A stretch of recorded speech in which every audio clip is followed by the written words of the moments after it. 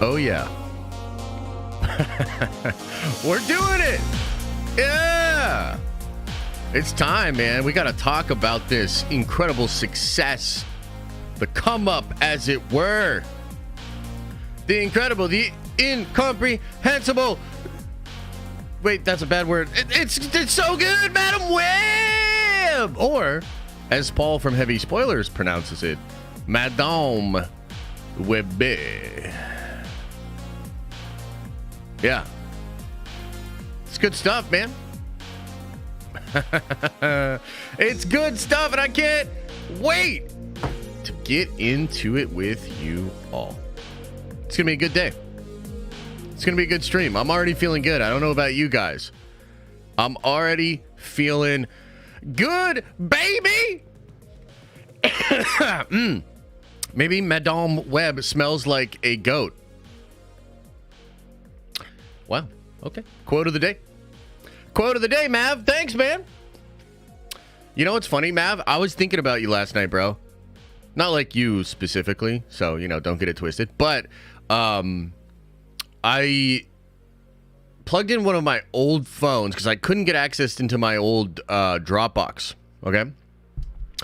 And I got into my old phone and I was looking through my Dropbox. I actually found, believe it or not, guys, I found digital copies of the Robin Hood comic book that I made. I found the first 3 issues of Moros, the old comic that I made. I found the first 3 issues and half of the 4th issue. We never completed the 4th issue.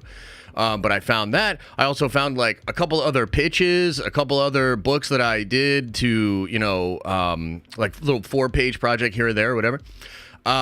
But as I was going through that stuff, it was like a trip down memory lane because I also have all of like my photos saved on my old Dropbox. And I was just looking, and there were videos, man, of like the old EP days and a lot of the guys, and yeah, it was crazy, like just a trip down memory lane through all of that stuff. I also was looking at all the photos and the videos that I shot when I went down to Star Wars Celebration in Orlando in 2014, and that shit was crazy. Like I had 300 subscribers. And I went down to Orlando for Celebration, and I was already convinced like the Den of Nerds was going to be a big thing. I was like, oh man, Den of Nerds, like we're going to do it with 300 subscribers. And it was a really cool kind of experience because I was like going through it, and I was just remembering what it was like back then. And there was a sense of adventure. Back then, man, when, nobody else really saw what I was trying to do or what I was going to do. And to kind of go through it and to build it and to have, what we have now and everything like that. Really, really crazy. The F4 cast was just announced. Is that real? That's a weird timing. That is a weird way to announce it. Marvel Studios actually announced it. Where's it at? Somebody send me a link on Twitter. But anyway, shout out to Mav. Shout out to all the people that have been supporting me for so long. It's just, it's been really interesting. Oh, wow. This is the way they announced it? Wow. Okay, let's check this out. This is really interesting. I did not expect this. What a weird way to announce it, but that's okay. Let's look it up. I think it came from Pedro Pascal's official thing. Let's see here.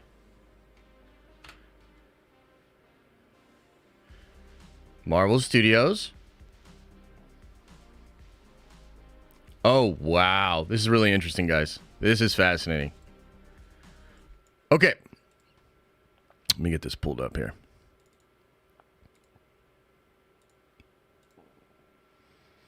Wow, wow, wee-wah. Do we have a crazy start to today's stream? Didn't expect it, but nonetheless, I'm excited about it. Okay, so we have, I guess, officially announced Fantastic Four cast. This is pretty crazy, guys. So this is on Marvel Studios' official Twitter account. It says, Happy Valentine's Day from Marvel's first family. Pedro Pascal, Vanessa Kirby, Evan Moss Bachrach, and Joseph Quinn are the Fantastic Four. Marvel Studios' The Fantastic Four in theaters July 25th, 2025. That's really interesting. Remember when this movie was originally supposed to be on a Valentine's Day movie? Because at one point, this movie had a Valentine's Day date, which is crazy. And it seems like they're kind of tapping into that energy here. They have this drawing here, which is fascinating. Let me just ask the obvious question right away for the chat. Change the thumbnail? No, we don't have to change the thumbnail. I mean, look, we're going to talk about this, but at the end of the day, like, how much are we actually going to be able to talk about this? But here's the question that I have for chat. Seeing this photo, does it make you feel a little bit better about Pedro being Reed? Does it?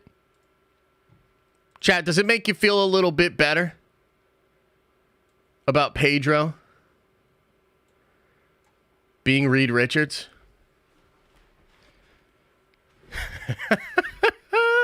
Yeah, I'll give my opinion. Hell no. Like, I don't know what I expected, but I guess I expected maybe them to make it not just look like Pedro. Holy shit. Oh, god damn. Oh, dude, why? Why? Like, you couldn't have figured out a way to make him look a little bit more like Reed Richards? Like, just a little bit more like Reed Richards? Like, they're literally like, nope, it's Pedro. Deal with it. I mean, I guess we'll deal with it. God, it looks awful. I'm sorry. Like, just my raw reaction. Awful. Horrible. He's not fucking Reed Richards. But everything else looks pretty good. You know what I mean? I like the general aesthetic. You know, going for that kind of fun family 60s vibe. That's kind of cool. Vanessa Kirby looks good. Joseph Quinn looks good. You know, got the blonde, still roots in there, though. That's interesting. Who's the president here? Or what do you think we're watching here? I mean, the Thing looks like the Thing. And then you've got Evan up here, right? So that's kind of cool. Yeah, that's kind of cool. Let's talk about the logo. Let's talk about the logo, and then we'll go back to complaining about Reed Richards, okay? So the logo, I think, looks good. And it evokes that kind of old school 60s style. It's got a little bit of that WandaVision energy, which is kind of interesting. So I think this is fun, and I think it does give you a cool vibe for the film. Okay? It does. It gives you a cool vibe, a cool sense for the movie. So in that regard, it's cool.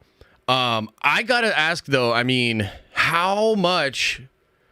Like, I guess I'm just trying to, like, I'm processing this shit in real time, guys, okay? I'm not trying to be a super toxic, man baby about this, right? I'm just processing this in real time, and I'm sorry, this is fucking awful. Like, this is awful. Like, you couldn't have done, like, there's a lot of things I think they could have done to make him look a little bit more like Reed.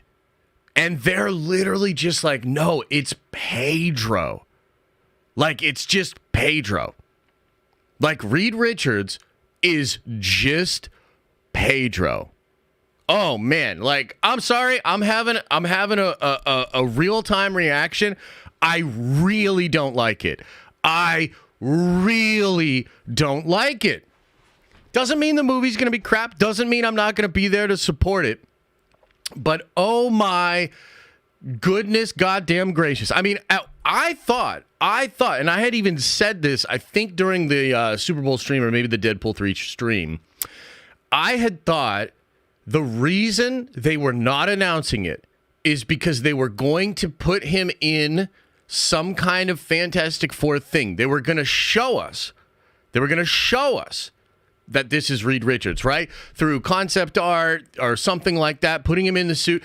And I felt like that would have been a good move because that would have sort of put our worries away and been like, oh shit. So, all the other times where I just saw Pedro's face put on top of John Krasinski, oh, thank God it's not going to look like that. He is actually going to look like Reed Richards. Like, they're going to make an effort to make him look like Reed Richards. And instead, it is literally just Pedro's face just put on there. And I gotta say, look, I'm sorry, guys. I want to see what the reaction is from you guys. I want to see what the reaction is on Twitter. I hate it. I'm sorry. I hate it. Like, this is absurd. Like, oh my God. I just don't see it in any way, shape, or form at all. There's a zero. This is not. Ah! God damn it. God damn it. We're trying to have a positive stream here. We're trying to get excited about Deadpool breaking records, Madam Web being the best Marvel movie in the world, and they have to shit in my cereal. I don't like it. I don't like it. Anyway, how do you guys feel about it? And am I overreacting a bit? Just, let me know in the chat. What do you guys think? I'm curious.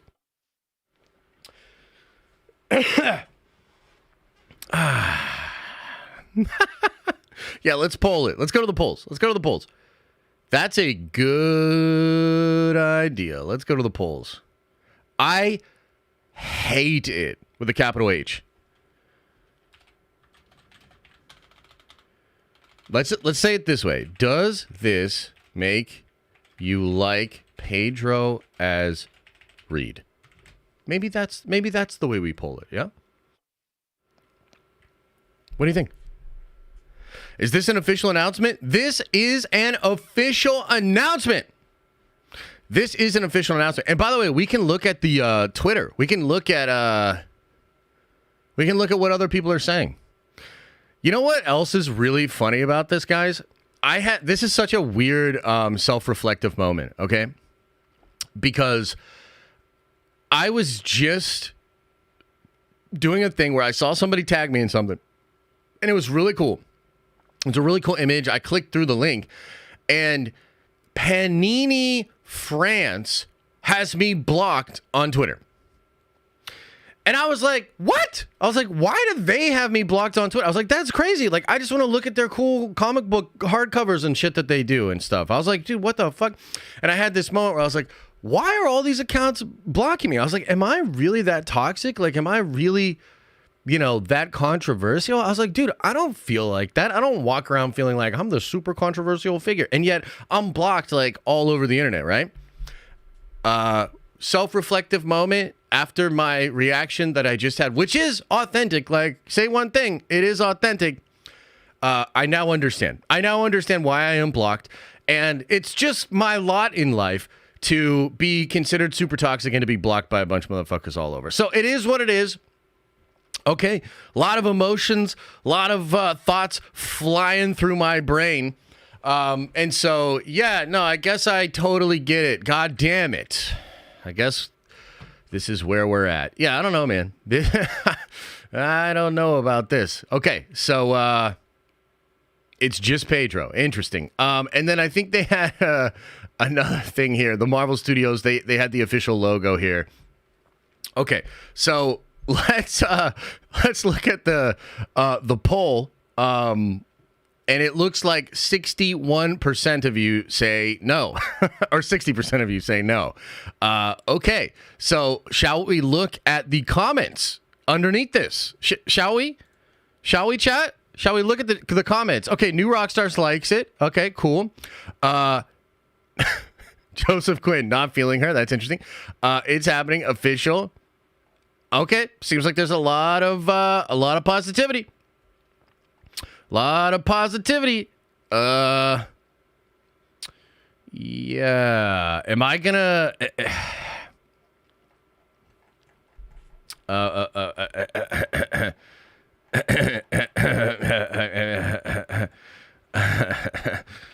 Sorry to be that guy, but did y'all really just copy paste Pedro's face onto Krasinski? Just look bad.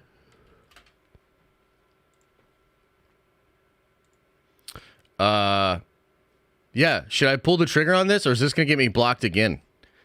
How many people are gonna block me after I make this comment. But Pedro looks like Pedro. I guess Pedro does look like Pedro. I don't know what I expected. But I expected more. Don't go that hard? Okay. Yeah. How about this? We'll make it a little bit better. Wow. I'm really just not sold on Pedro as Reed, and this didn't help at all. Is that better? Is that a little bit better? That's a little less toxic, right? Yeah.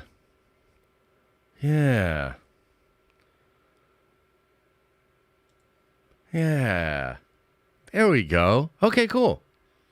It's just a picture? Okay. It's just a picture. All right. Yeah, no, man. I'm sorry. I still don't get it. I still don't see him as Reed. And I don't know, man. I just would have appreciated like some actual costuming, some actual like makeup or effects or something to make him look just a little bit more like Reed Richards. Like, I've seen him clean shaven before. You know what I mean? Like, I would honestly see him more as Reed clean shaven. Yeah, it's the mustache, bro. Like, get that motherfucking stash out from under your goddamn nose. I don't know, bro. Ugh. Okay, cool.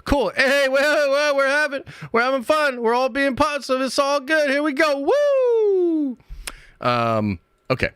So that happened. Let me do a thing here. Oh jeez.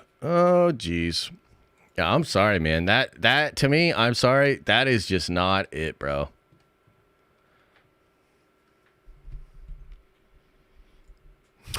Like, I'm sorry. Oh, and haters gonna hate. Jasper says I'm a hater. Well, I guess that's true. I don't know. Wow.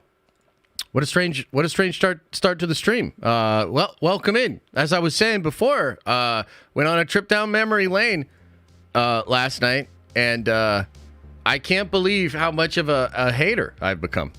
You know? Like, back then I was so into, everything, and I was so positive, and I don't know what happened to me. You know what I mean? It's just yeah. So the 60s leak rumor is true for the Fantastic Four? Yeah, I think that's true.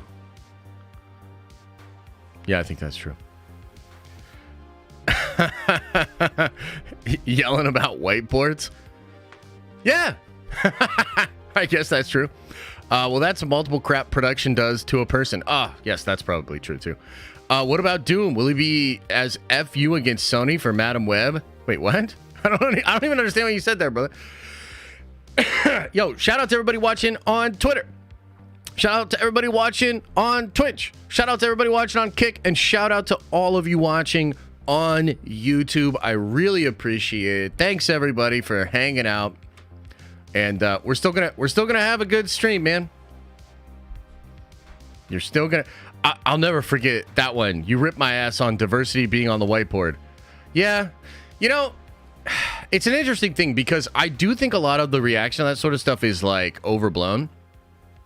But when it manifests itself in like silly, stupid things like that becomes very frustrating and irritating. And I'm not saying that Pedro can't be Reed. My whole thing was I don't see him as Reed, and it's up to Marvel to sell me on him as Reed. Like, that's it. I don't know. Is that controversial? Like, I don't even think that should be controversial. Yeah, I don't think it is. Andrew is the only Reed I see. Yeah, no, I definitely think they should have kept Krasinski or gone with somebody that looks more like Reed Richards. It's like the same reason that George Lucas didn't want to bring in Harrison Ford or bring in like A-list celebrities, right? Because he didn't want to distract away from the characters in the story. And I don't know, man. Like, to me, this is just, that doesn't look like Reed. That looks like Pedro.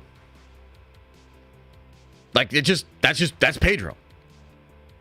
So, I don't know, man. Like, I feel like it's on them. I feel like they have to sell me on that. And I am not sold. So, that's just where I'm at with it. I'm open to the movie still being awesome. I'm open to him being an incredible Reed Richards. But, yeah, that is not selling me on Pedro as Reed. Oh, look, everybody's blocking me now. Great, terrific, wonderful, amazing. Okay, hey, Rosie! I've been pronouncing Rosie's name wrong. I've been calling him Rosie instead of Rosie. And I feel bad. So it's Rosie. Yep, and we're going to be getting him in Star Wars at the same time. I know he's like completely overexposed, but whatever. Okay, I want to shift into talking about something else that's going to trigger all of you.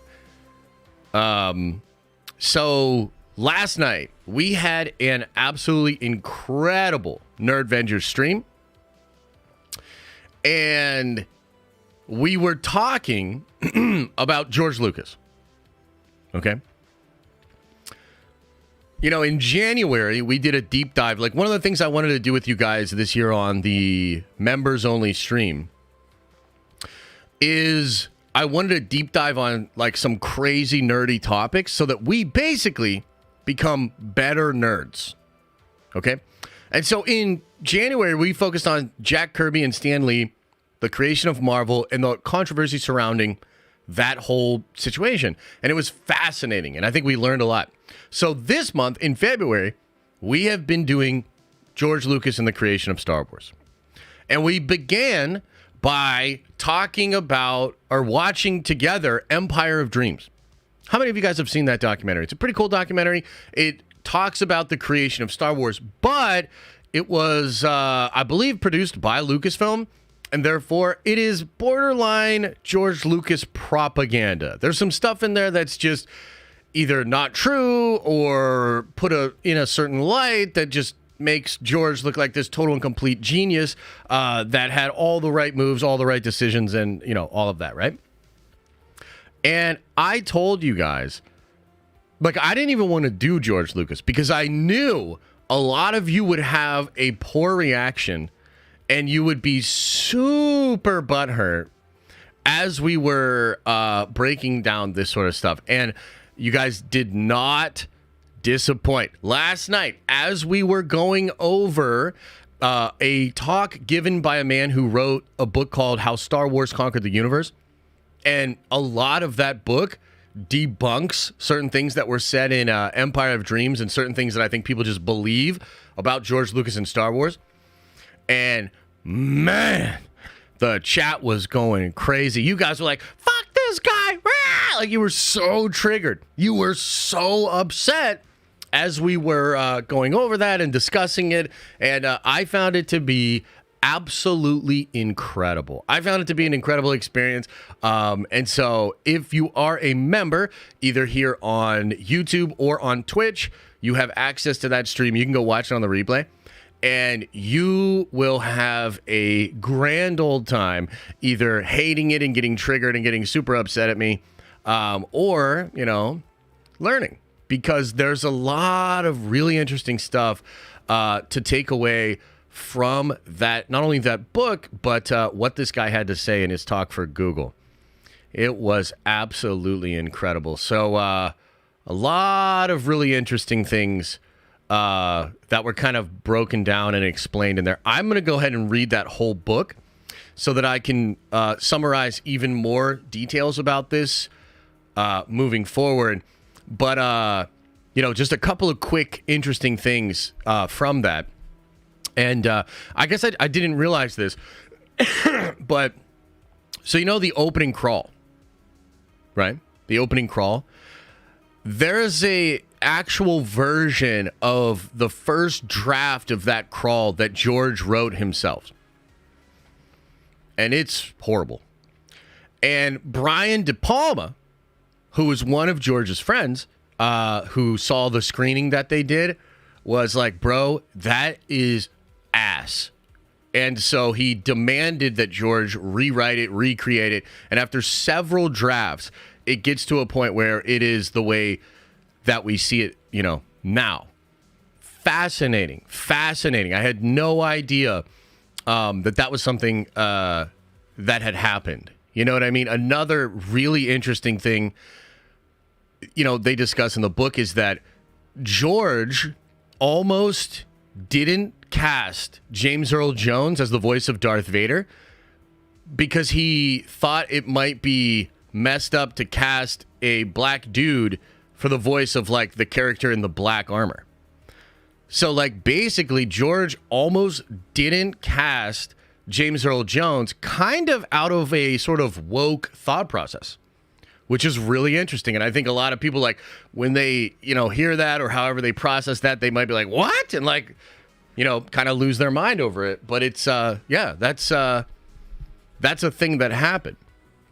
Another really interesting thing that we learned was the original logo for Star Wars was actually the one, and you see it in some Star Wars stuff. It's the one that's kind of like scrunched up at the top and like wide at the bottom.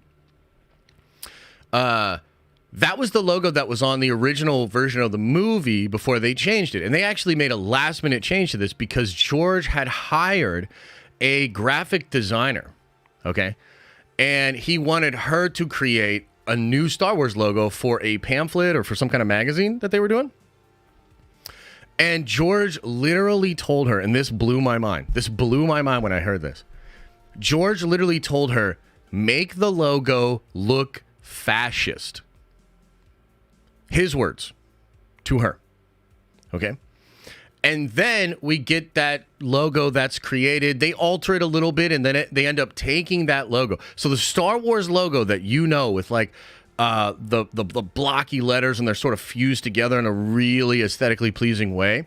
That logo gets designed like almost right before the movie comes out, and then they put it in, and it's the logo you see on all Star Wars merchandise all over the world all the time. And it was created by this lady who didn't get a screen credit, got 0 points, and did not get compensated at all for creating such an iconic, crazy logo. I mean, she was paid, but she was paid to create a logo for a magazine. She wasn't paid to create the logo for Star Wars. Do you see what I mean? It's really interesting. There was another element where in Empire of Dreams, George, and this, again, this is, at the end of the day, it doesn't take away the things that George did, but it gives you more context to what was really going on. I found this one to be really interesting. We actually didn't see this in the interview last night, but this is in one of the questions that he answered at the end of his talk. In Empire of Dreams, George says that he, being really smart, had negotiated for the merchandising rights for Star Wars. That's actually not technically true. There was a 50-50 split on merchandising for Star Wars.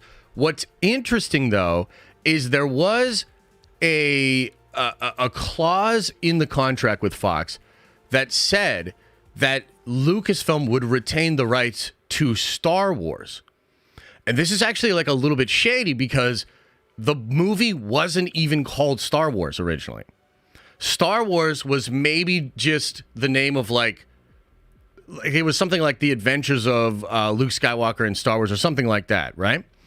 And so that's fascinating. It's also fascinating to know that like George had only 2 ideas for merchandisable things while he was making Star Wars. He wanted to make a cookie jar that looked like R2 and one other thing. I don't remember what it was. But like the propaganda would have you believe that George knew Star Wars was going to be this huge, iconic, crazy thing. And he got the merchandising rights because he was so smart. And he was like, oh, I know the merchandising is going to happen. He literally just was going to do 2 things. He thought the movie would maybe perform at the level of like some of the Disney movies at the time. So like between a $50 and $100 million thing. He did not think it was going to have all of this crazy stuff. Okay.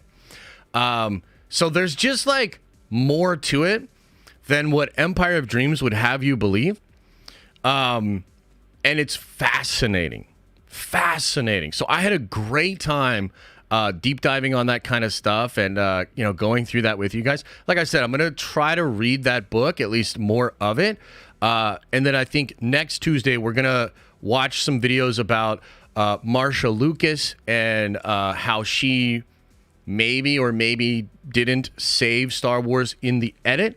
And we're going to talk about that, break that down deeply. And I will bring up a lot of the other stuff from the book that we didn't cover last night. But, man, I got to tell you, fascinating when you start to peel back the layers. Like, the Dryksta camera, right? You guys know about this? The Dryksta camera, the one that's invented by ILM and that dude named Dryksta? Well, like, he and George beef. We're talking like real bad blood, lawsuits, all sorts of stuff. That guy won an Academy Award, but he got 0 points from George. Do you know what I'm saying? There's a lot of interesting stuff about the actual creation of Star Wars and what was happening with George and the collaboration and how Star Wars actually came to be. It's more complicated than George Lucas created Star Wars. And so I just wanted to kind of put that out there because number one, I love triggering you guys. And number two, if you really are curious and you want to find out more about this, you should join those member streams. They are really interesting. The book is called How Star Wars Conquered the Universe. Yeah. Crazy.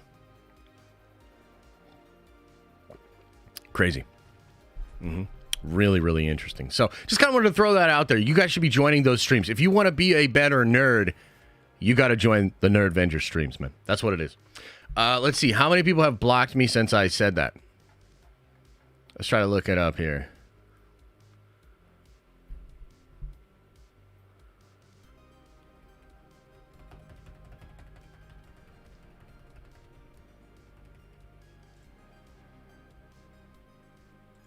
Let's see.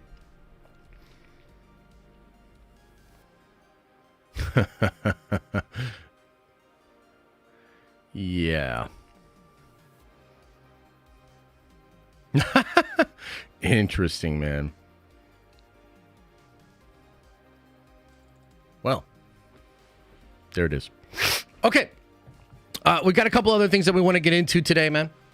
A couple other things to get into.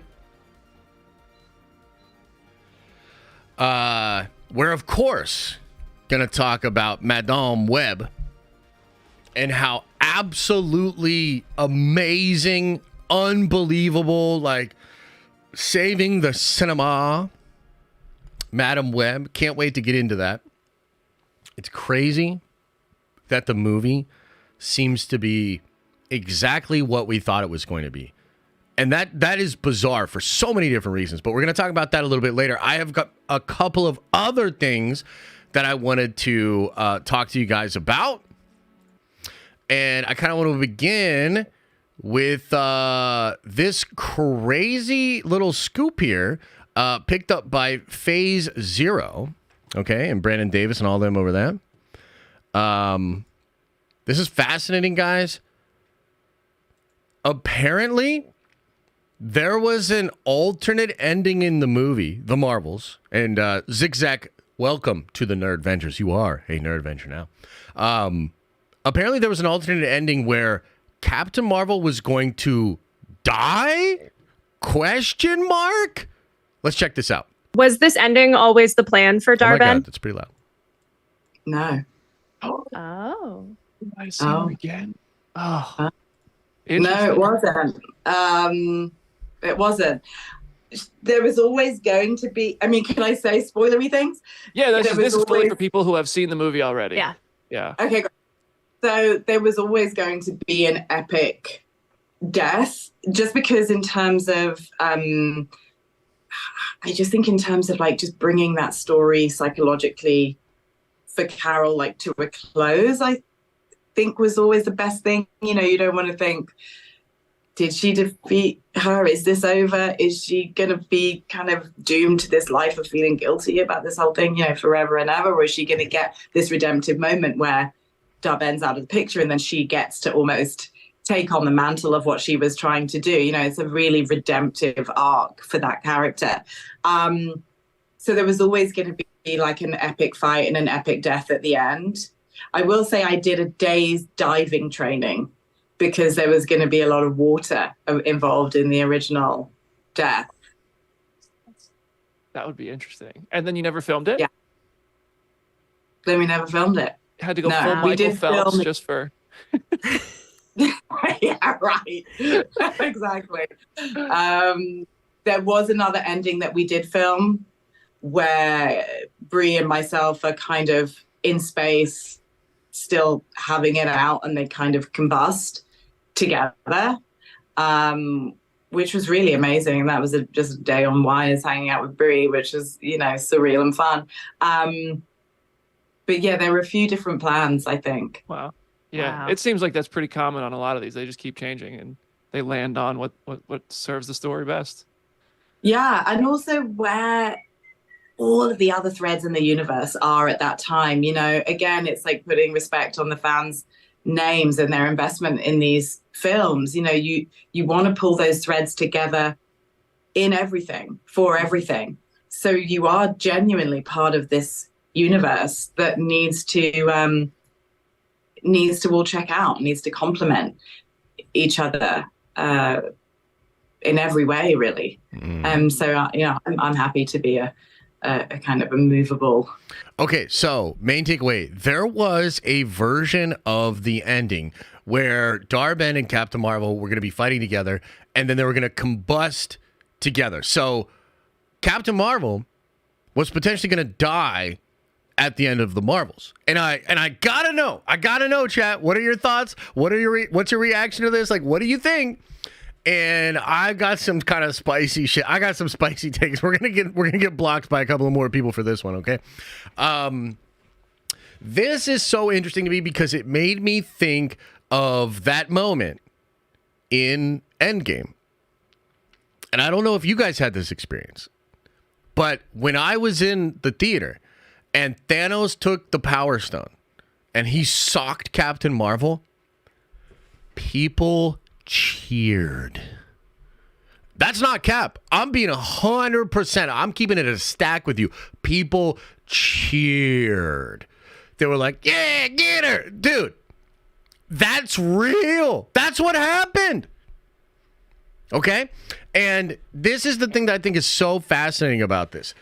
Like, if they would have killed Captain Marvel, I'm telling you, people would have cheered. Maybe not like the 13 people that actually went to go see that movie in the theater, but like people across the world would have been cheering. You know what I mean? It would have been something akin to putting all the Genki into the air so that Goku can do the Spirit Bomb. It would have been a lot of positivity, okay? And that might kind of suck to hear, maybe, if you're like a fan of Carol or whatever. But here's the thing. Marvel can't read the room when it comes to Captain Marvel.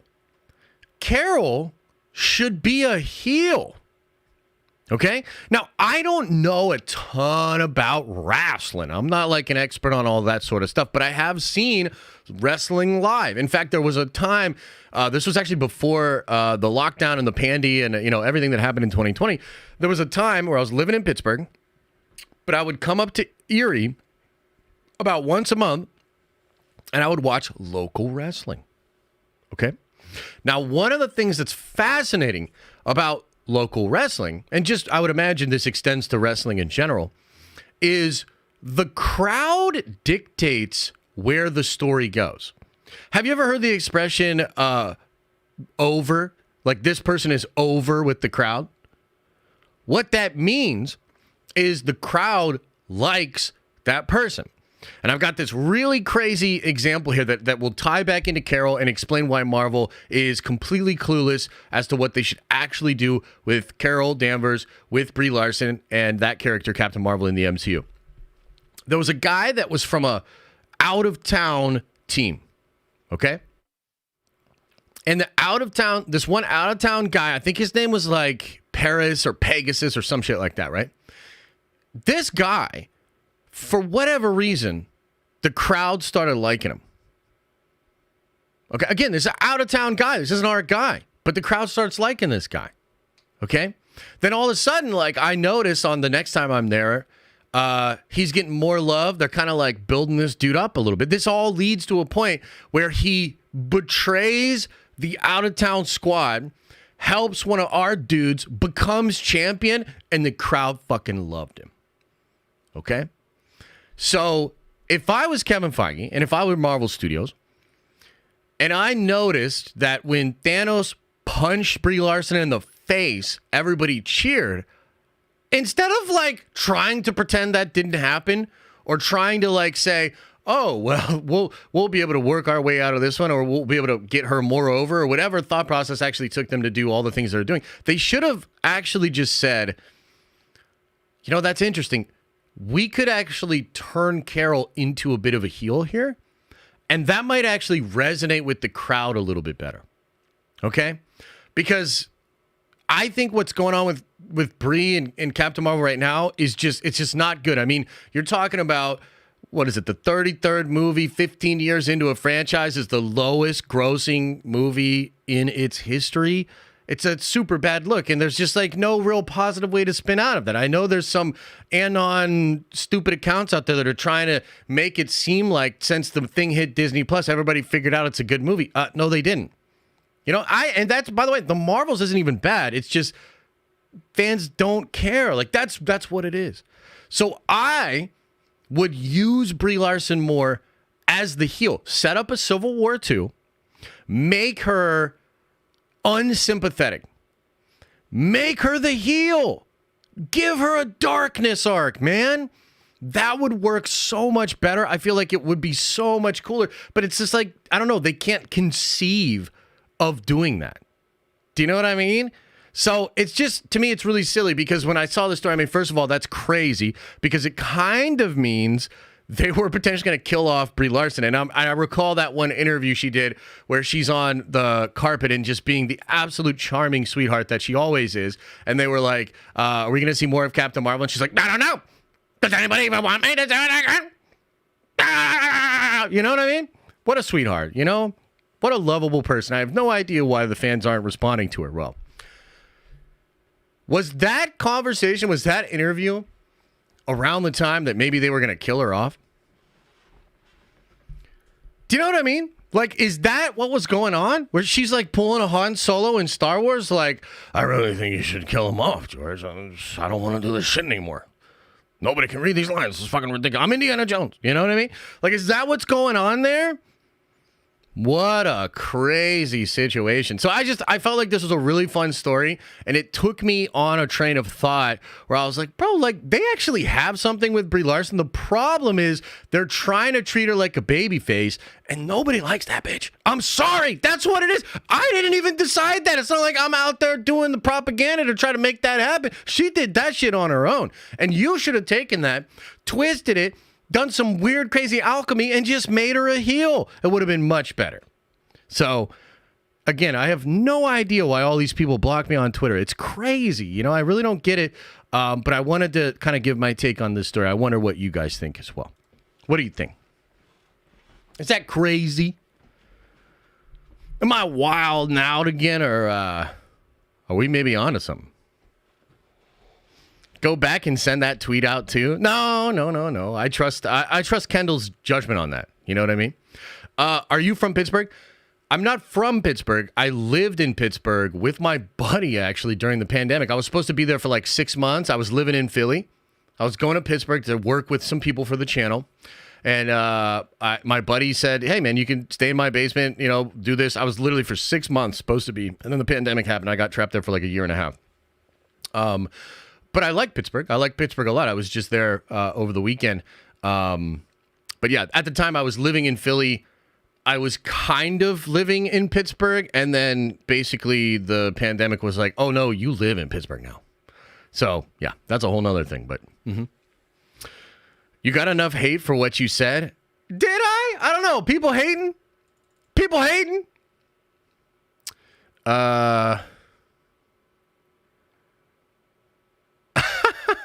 Yeah, there's some people hating. It's probably like all of it's all the scoopers and all their farm armies of bots And they're all super upset. You know what I mean? That I just think my own way. But yeah. What do you guys think about the Brie Larson thing? Are you with me?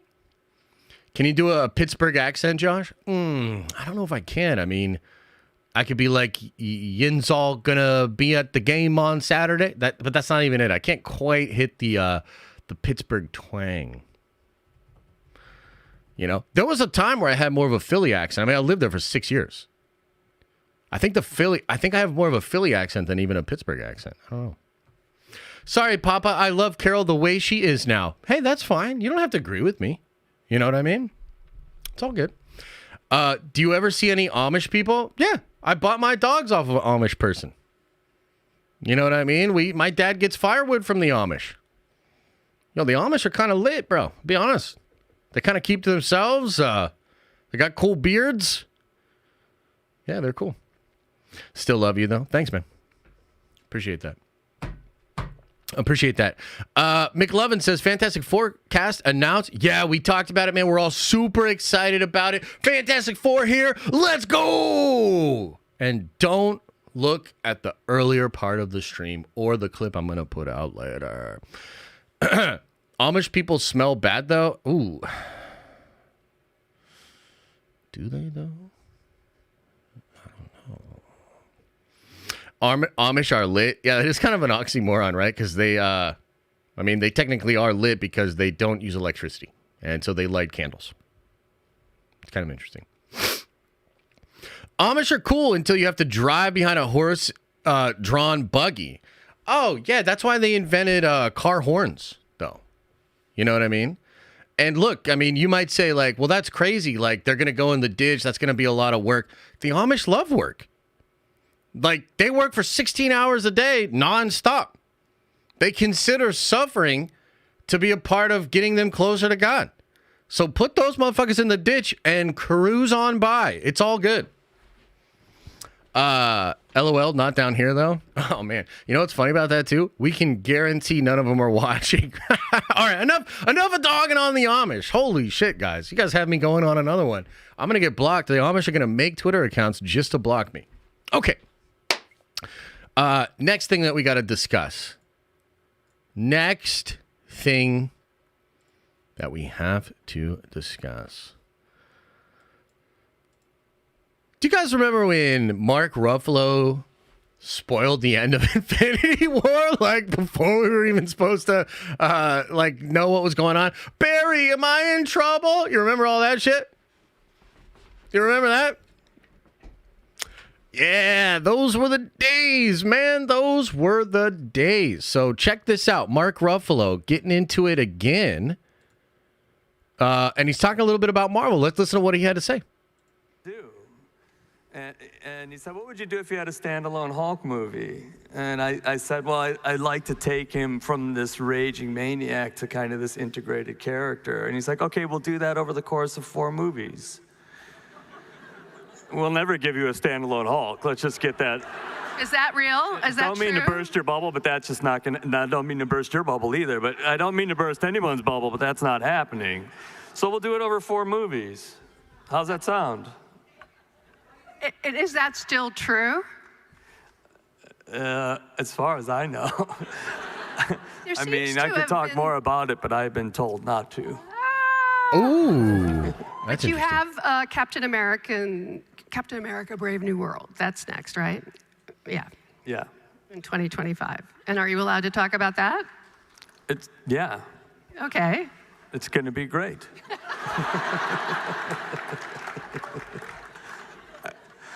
All right. Guess what we're going to play Barry. now? It's Barry's looking. They literally have Barry, am I in trouble? Yeah. A drone that follows me. Follows me around. My phone right now is recording all of this. We've got clips to show you from the Avengers. Okay. And Infinity Polar Bear. Okay, these are 2 opposite ends of the spectrum. Okay, so that kind of made some waves because for whatever reason, and I wanted to show you that because when you actually look at what he said, I do think people ran with this just a little bit crazy, because I saw a bunch of people saying Mark Ruffalo's going to be in Captain America Brave New World, because the lady said, "You've got," and he just says, "Yeah." And he's like, "Yeah, no, it's going to be great," etc., etc., right? Then people were running with the fact that there's still never going to be a Hulk movie. And when I say people, man, I mean a lot of people. Okay.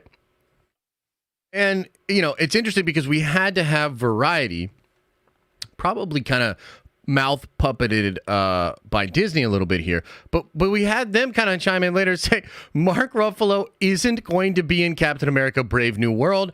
Actor misspoke about Hulk returning during festival Q&A. Exclusive. Mark Ruffalo has struck again. During a Q&A about his career at the Santa Barbara International Film Festival on Sunday, the recent Oscar nominee seemed to confirm that he will be reprising his role as the Hulk in Marvel's Captain America Brave New World. Asked by the moderator, Anna Thompson, if he would appear in next year's 2025 feature, Ruffalo nodded his head and said, "Yeah." That's not even the impression I got. Did you guys get that impression? Like, am I crazy? Did you actually think that's what he was saying when he was doing the interview? Like, did anybody really think that's what he was saying? I don't know about that. Are you allowed to talk about that? Thompson asked. Yeah, Ruffalo said. It's going to be great. Alas, according to multiple sources, Ruffalo is not actually going to be in Brave New World. Instead, he misspoke, thinking he was agreeing that Brave New World is one of Marvel's next films, not that he was going to be in it. Yeah, that's what actually happened. You know what I mean? Like, it's what actually happened. Nonetheless, Ruffalo's one-word answer went viral on social media on Monday, especially since it played into the widespread fan expectation that Harrison Ford, who's playing President Thaddeus Thunderbolt Ross in the movie opposite Anthony Mackie's titular superhero, will also transform into Ross's comic book alter ego, the Red Hulk. Marvel, however, has not confirmed that plot development, and when Ford was asked in June whether or not he's like, "What is a Red Hulk?" Perfect. The misunderstanding further adds to Ruffalo's legendary reputation for Marvel-related PR gaffes. Dude, this one's not on him.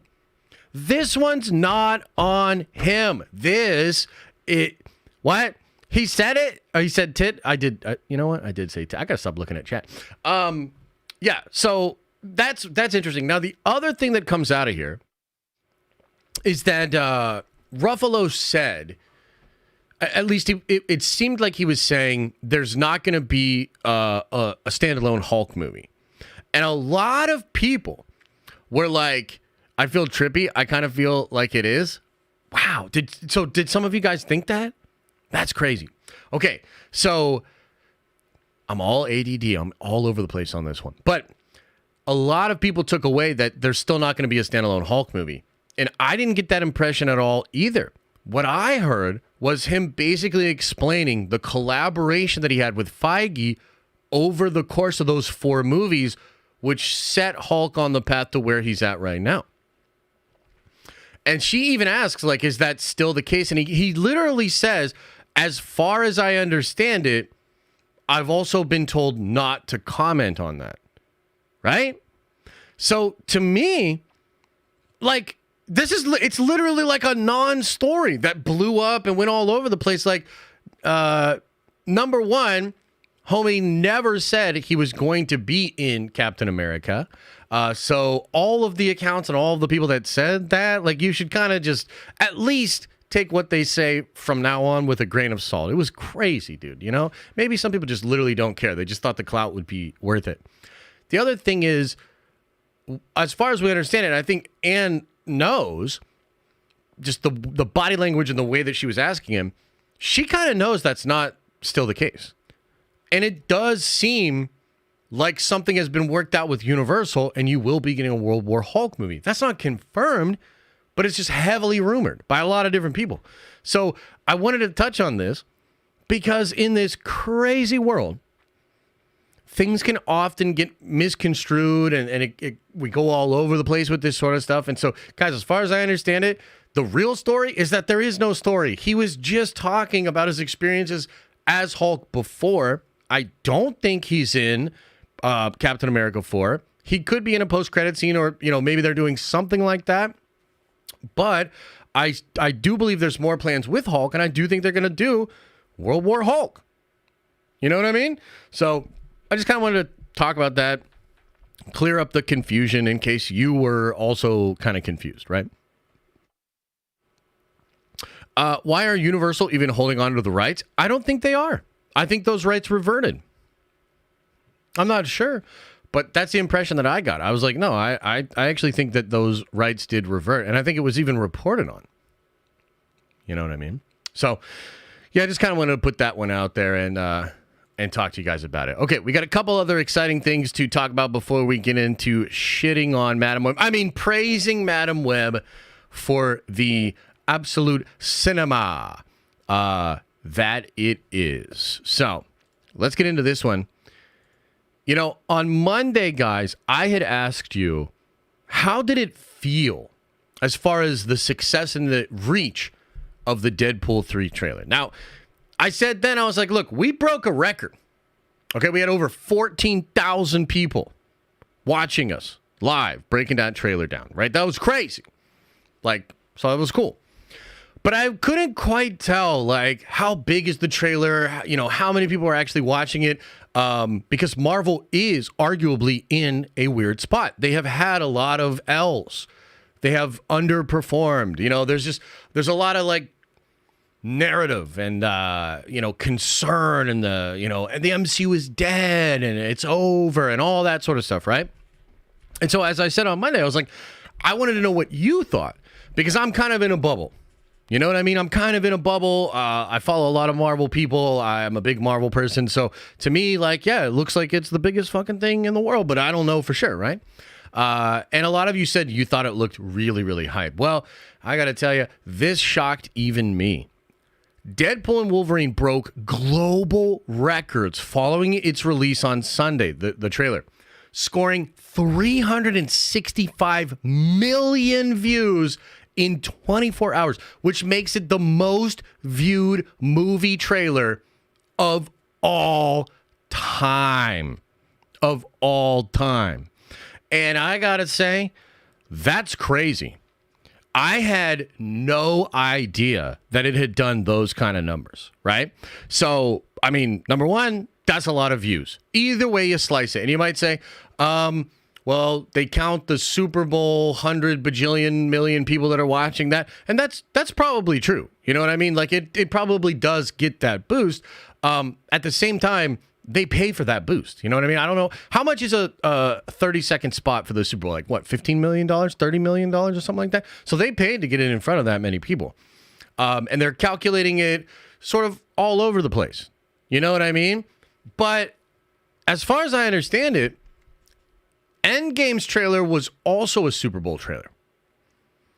So Endgame was also getting the Super Bowl boost. And Endgame did not have this many views, even with the Super Bowl boost. So this is really curious. What is happening? What is going on here? How is it possible, if Marvel is dead, that they just broke the 24-hour record for a trailer of all time? And I think the obvious answer here is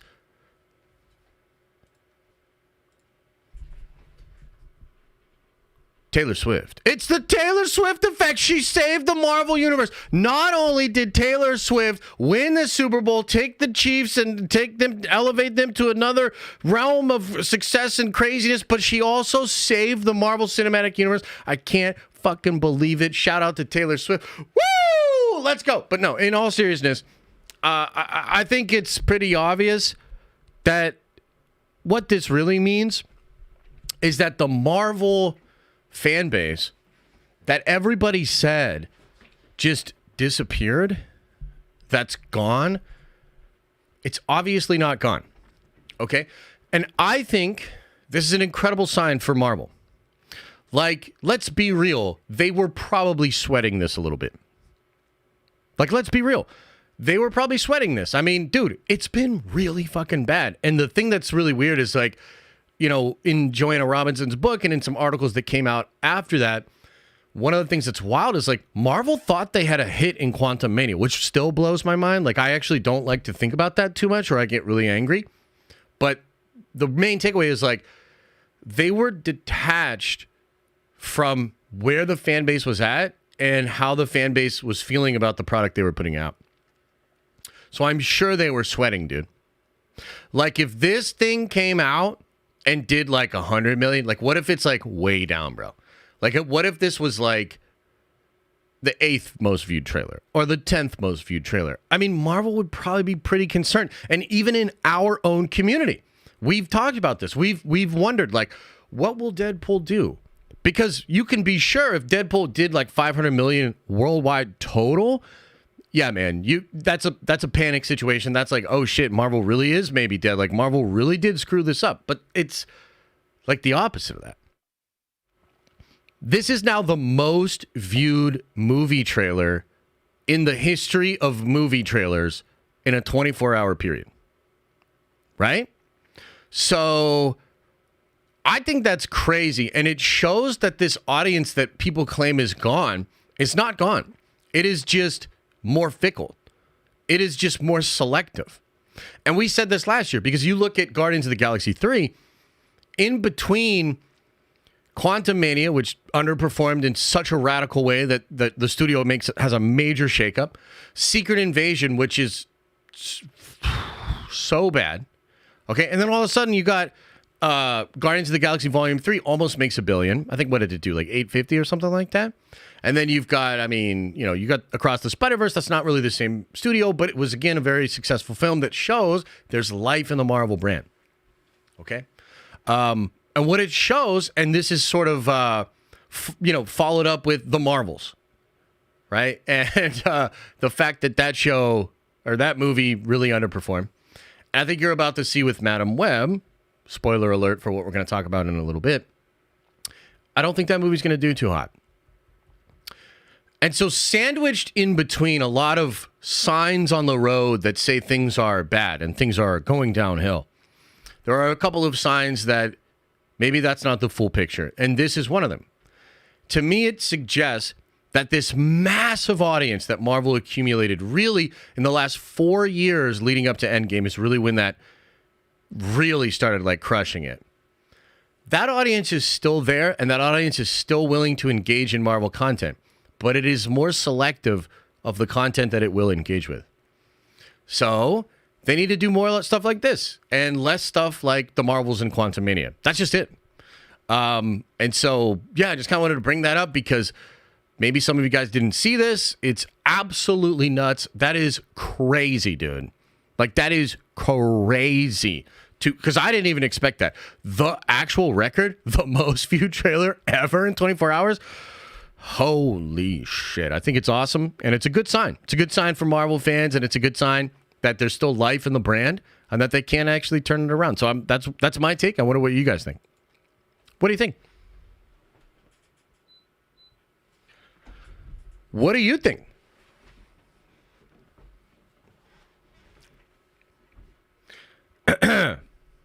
Hey, Josh, word on the street is that Blake Lively is Lady Deadpool. That would make sense. Yeah, I could see that.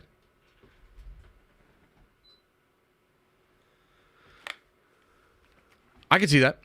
Since it's called Deadpool and Wolverine, do you think will be another trailer from the Wolverine perspective? That would be super fun. It seems like they're kind of teasing out the Wolverine stuff. They're not giving us too much right away. Super Bowl Endgame trailer was just a TV spot. So they didn't have a full trailer after that? Is that what you're saying? I thought there was a full trailer. Man, I remember that trailer. That trailer was dope, though, dude. Where it was like, whatever it takes. Whoo! That was cool. Seeing Eye Goose says, it's just because it's Deadpool. The other Deadpool were good, so that's why it did well. Normies went nuts along with fans. Yeah, no, I agree with you, but that also means that people will still go nuts for Marvel projects. Like, that's self-evident. You know what I mean?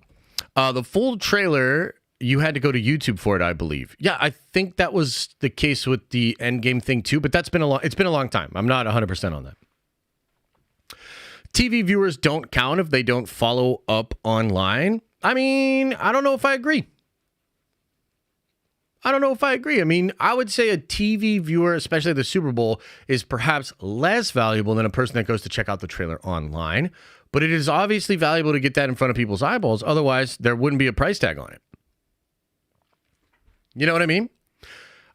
So as an example, and look, I just love doing non-controversial, statements. I don't like rocking the boat, and so we're going to keep it nice and even keel here, and we're going to talk about Kanye West. Kanye West spent the money on the trailer, and it's literally just him on his phone telling people to go to a website. And everybody's like, dude, that's brilliant. And he's a marketing genius, and it actually worked. I think he created like $19 million in sales off of that $7 million ad, right? But you can't, on the one hand, say, oh, Kanye's a genius, and then turn around and say the views on the Super Bowl trailer for Deadpool don't count for Marvel. You see what I'm saying? Like, you can't have it both ways. Either the Super Bowl spot matters and the eyeballs you get from that matter, or it doesn't fucking matter. And I would argue it matters. That's why you pay millions of dollars for the spot. So, like, I just don't buy that. This whole idea that, like, it doesn't count. No, it definitely counts, man. It definitely counts. That's why you pay for it. I'm just curious to see how the next MCU films will perform, because I tend to disagree with your take, Josh, about people automatically supporting the MCU projects just because of Deadpool. So wait a minute. When did I say that? When did I say people are going to go support all the movies now because of Deadpool? I never said that. That's not what I said. What I said was the potential audience is still there. It's proven. And they're going to be fickle about what they watch. I would suggest that Marvel Studios makes more stuff like Deadpool 3 and less stuff like The Marvels and Quantumania. And if that's the way they go about it, that potential audience is there for them to tap into. That's what I said. Who are these people in chat with terrible takes? Is that Jessica? It's probably Jessica. Okay, so Rose Colored Knight says, thank you for the clarification. Then I agree with that take more. No problem. I understand. It can be confusing. Yeah, overall, man, that's a W. You know what I mean? That's a Marvel W. I think it's a W for fans. I think it's cool. It also flies in the face of a ton of narratives out there, of like, this is over and it's gone and all these other things. And so I love that too. You love to see it, If you're a fan of something, you love to see it succeed. You love to see it doing well. So there's that. Okay, here we go. We're into Madam Web. We're off of the first sheet of the notes for the day, and we're into Madam Web.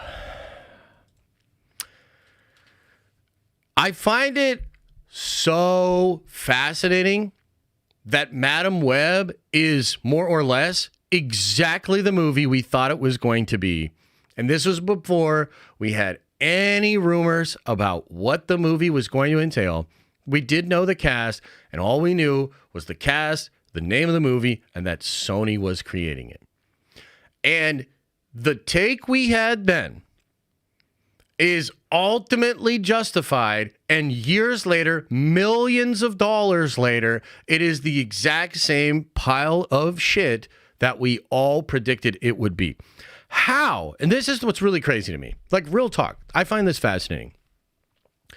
How can it be the case that fans and just us normal folk, how do we know that the movie's horseshit, that it's going to be goobly glob? How do we know that for years? And the executives at Sony have like no concept of that. And like no, like, I just find that so funny.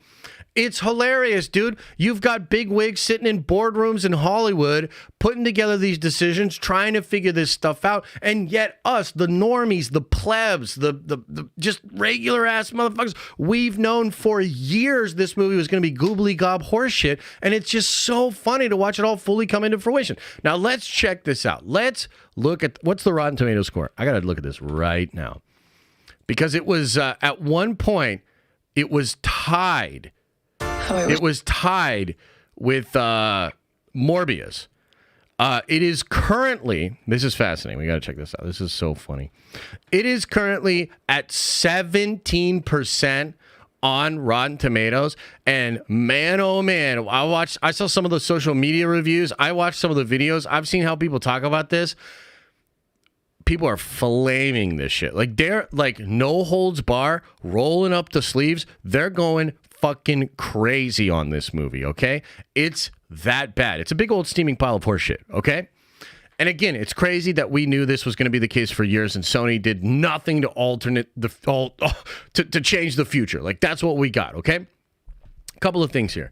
I'm reminded of just a couple of weeks ago where Jeff Snyder got in hot water for talking about how the Madam Web movie had made changes, and they were initially going to try to connect it to like maybe Toby's, although he didn't say that. It's kind of implied through some of the stuff. And then they were going to maybe change it to tie to Andrew Garfield's Spider-Man. Then they changed it and they were going to make it tie to Tom Holland Spider-Man. Okay?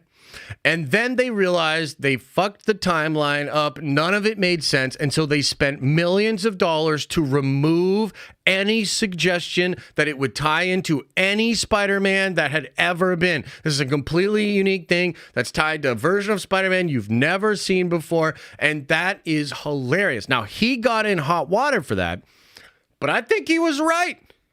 Like, that is how dysfunctional they are as a studio. That's how dumb, stupid, poo-poo brain these people are. That's the movie they made.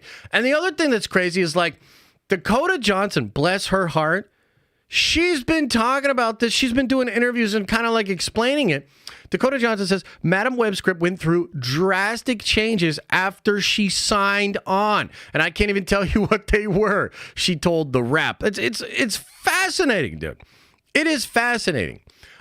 We have arrived at this place in this point in time space where the pitch meeting for Madam Web will get more views than the actual movie will. It will also be a more accurate, more honest telling of how this thing was produced and the absolute just ridiculousness of the executives and the decisions behind the scenes that came to make this movie exist.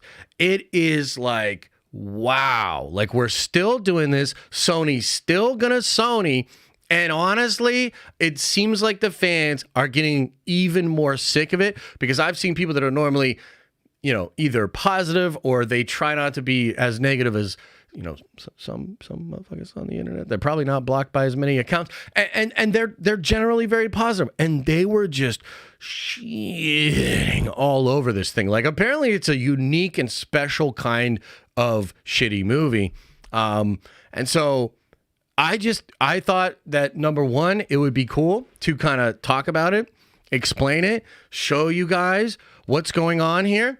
And I thought next it would be super fun if we watched some of the shitty reviews about it and just kind of laughed at Sony and pointed at Sony and laughed at them and shamed them because they fucking deserve it, dude. They fucking deserve it. Another thing, last thing I want to say before we get into reacting to the things.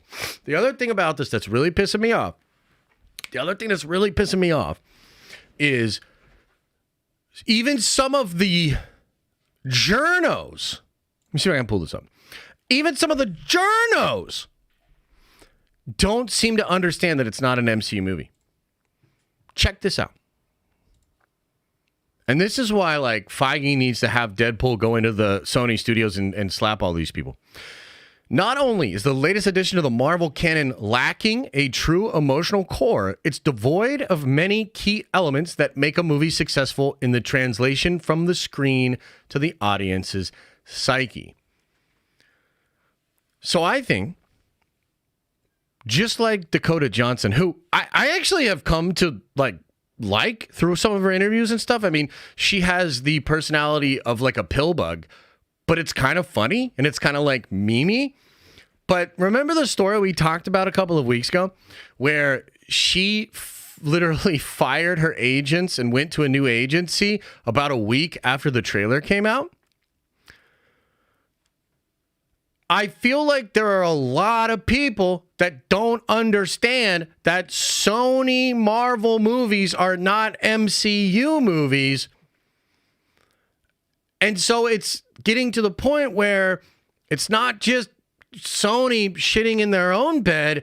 They're pulling a full-on Amber Turd. They're going into Kevin Feige's room and they're taking a big old dookie on the sheets. And that is not good for any of us. That's bad. And so I am super disappointed in Sony. I am super disappointed in Kevin Feige because he should have just done something to kind of cancel this shit or pull it.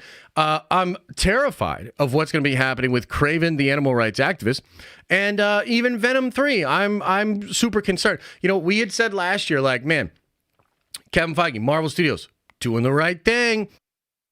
You know, they pushed out all their movies. They delayed it all. There's one MCU movie this year. One. That movie's Deadpool 3. That movie just broke the 24-hour record for the most views on a trailer ever. That movie's going to make some money. Like Deadpool said, get out your special sock, nerds. It's going to get good. And yet, we're not going to get the space to breathe. We're not going to get the reprieve. We're not going to get the slowdown because stupid Sony is doing stupid Sony shit. They got 3 turd bullets in the chamber and they're going to fire them off willy-nilly. It's hard. It's hard sometimes. It's challenging sometimes to be in this space. And so, I just kind of wanted to touch on that. Now, I'd love to know what you think, and we're going to watch some of these reviews, and we're going to shit all over this movie ourselves. Let's go. Whew! Are you not entertained? Is this not why you're here? I mean, are we not having fun? I don't know. Maybe, maybe I do get blocked. Maybe the Amish are trying to cancel me, but I'm having a good day and I'm having a fun stream. So let's watch some of these reviews. We'll start with Jeremy Johns. Let's get him pulled up. Madame Web. Oh, I can't wait. Where are you at? Where are you at, Jeremy Johns? I actually already watched Jeremy's I already watched Jeremy's review of this, but I'm going to watch it again. Let's go. The most anticipated film of the year, Madame Web. And speaking of the web, I want to thank the sponsor of this video, here to protect you from the dangers of the web. This video is brought to you by NordVPN. NordVPN is a VPN service that's more than just a VPN service, protecting you and your information as you traverse this digital hellscape known as the internet. Shielding you from malware, trackers, ads. Thank you for sitting through the ads in my videos. I do appreciate that. NordVPN's threat protection is there to inform you about the vulnerabilities in your app, because we've all been there, right? 10 million downloads on this app. Must be safe. No, it's not. There's just 10 million other people who are also vulnerable. Don't do that. Don't be them. And as I said, it's more than just a VPN service, as seen with NordPass Password Manager. You can save your login info safely and securely, because again, who hasn't been there? Different username and password for everything, because you want to be safe, right? Smart. Which makes logging in the process of reacquiring my username and changing my password. Not anymore. Oh my God, that's a brilliant point. Dylan says, this is why Marvel announced the FFcast today to drown out Marvel Web news. Bro, what if that's true? Nord keeps it in one spot for you. Safe, secure, easy. So click the link below, go to nordvpn.com/Johns. Users can get a huge discount with the purchase of a 2-year plan plus 4 extra months. Try it risk-free right now with a 30-day money-back guarantee. And now, all of the Morbin time, none of the memeability. Get him! Get him, Jeremy. So Madam Web's the newest Sony property that's essentially Spider-Man characters, but not in a Spider-Man world because they can't do that. Spider-Verse without the Spider-Man. No, they can. Essentially. They can. That's the thing. Like, not to interrupt, but they can. They're just really stupid. They literally can. Dakota Johnson as Madam Web. Dakota Johnson's character can see the future before it happens. She has to babysit these 3 girls who are being hunted by this spider guy. That is to say, he's a guy with Spider-Man powers who's trying to kill them. They're essentially 3 Jane Connors she has to protect from Spider Terminator who wants to kill them because of who they will become later in life. Okay, going deep on this one because the damaged optimist you see before you still likes to find something he liked in a movie. I will say Dakota Johnson gives it her all. There are moments where she's actually having fun in here. Moments that feel like ad-libbed moments that actually do work. I'm sorry, but look, again, I think Dakota Johnson's kind of fun. Like, I've enjoyed her interviews and whatnot. But I mean, what does he mean by that? Like, what's her range? I haven't really seen her in anything. But what is her range, dude? To me, she appears to have the range of a young Keanu Reeves. Can somebody find me like a clip or something of her like expressing emotion and like being human and, you know, things like that? Work in their own way. I believe these moments to be ad-libbed moments because they are anomalies in this film. That is to say, anomalies in the script. There are lines and moments delivered in this movie you can almost feel someone step in while they were filming and be like, no ad-libbing. Read the line exactly as it's written in this script. It has a few screenwriters attached to it, 2 of which wrote Morbius. Can you do that? They are indeed awful because this script is hot garbage. And wait a minute, aren't they writing Craven too? Aren't they writers on Craven? Somebody look that up. You know, I got the internet and multiple screens in front of me, but I can't. Somebody else figure that out. Are these writers also on Craven? I think they are. Getting back. Even in the first 10 minutes of the movie, I was like, okay, so there's dialogue. This is the movie. After watching the movie, I understand the Dakota Johnson interviews about the movie. Makes it much more hilarious, kind of sad at the same time. That is to say, the picture's much more clear. Okay, you can understand how she's probably sitting there during interviews like, as Linkin Park once said, in the end, it doesn't even matter. Also, her character, Cassandra Webb being her name, she's kind of an asshole. And not in that way of, yeah, but she learns by the end.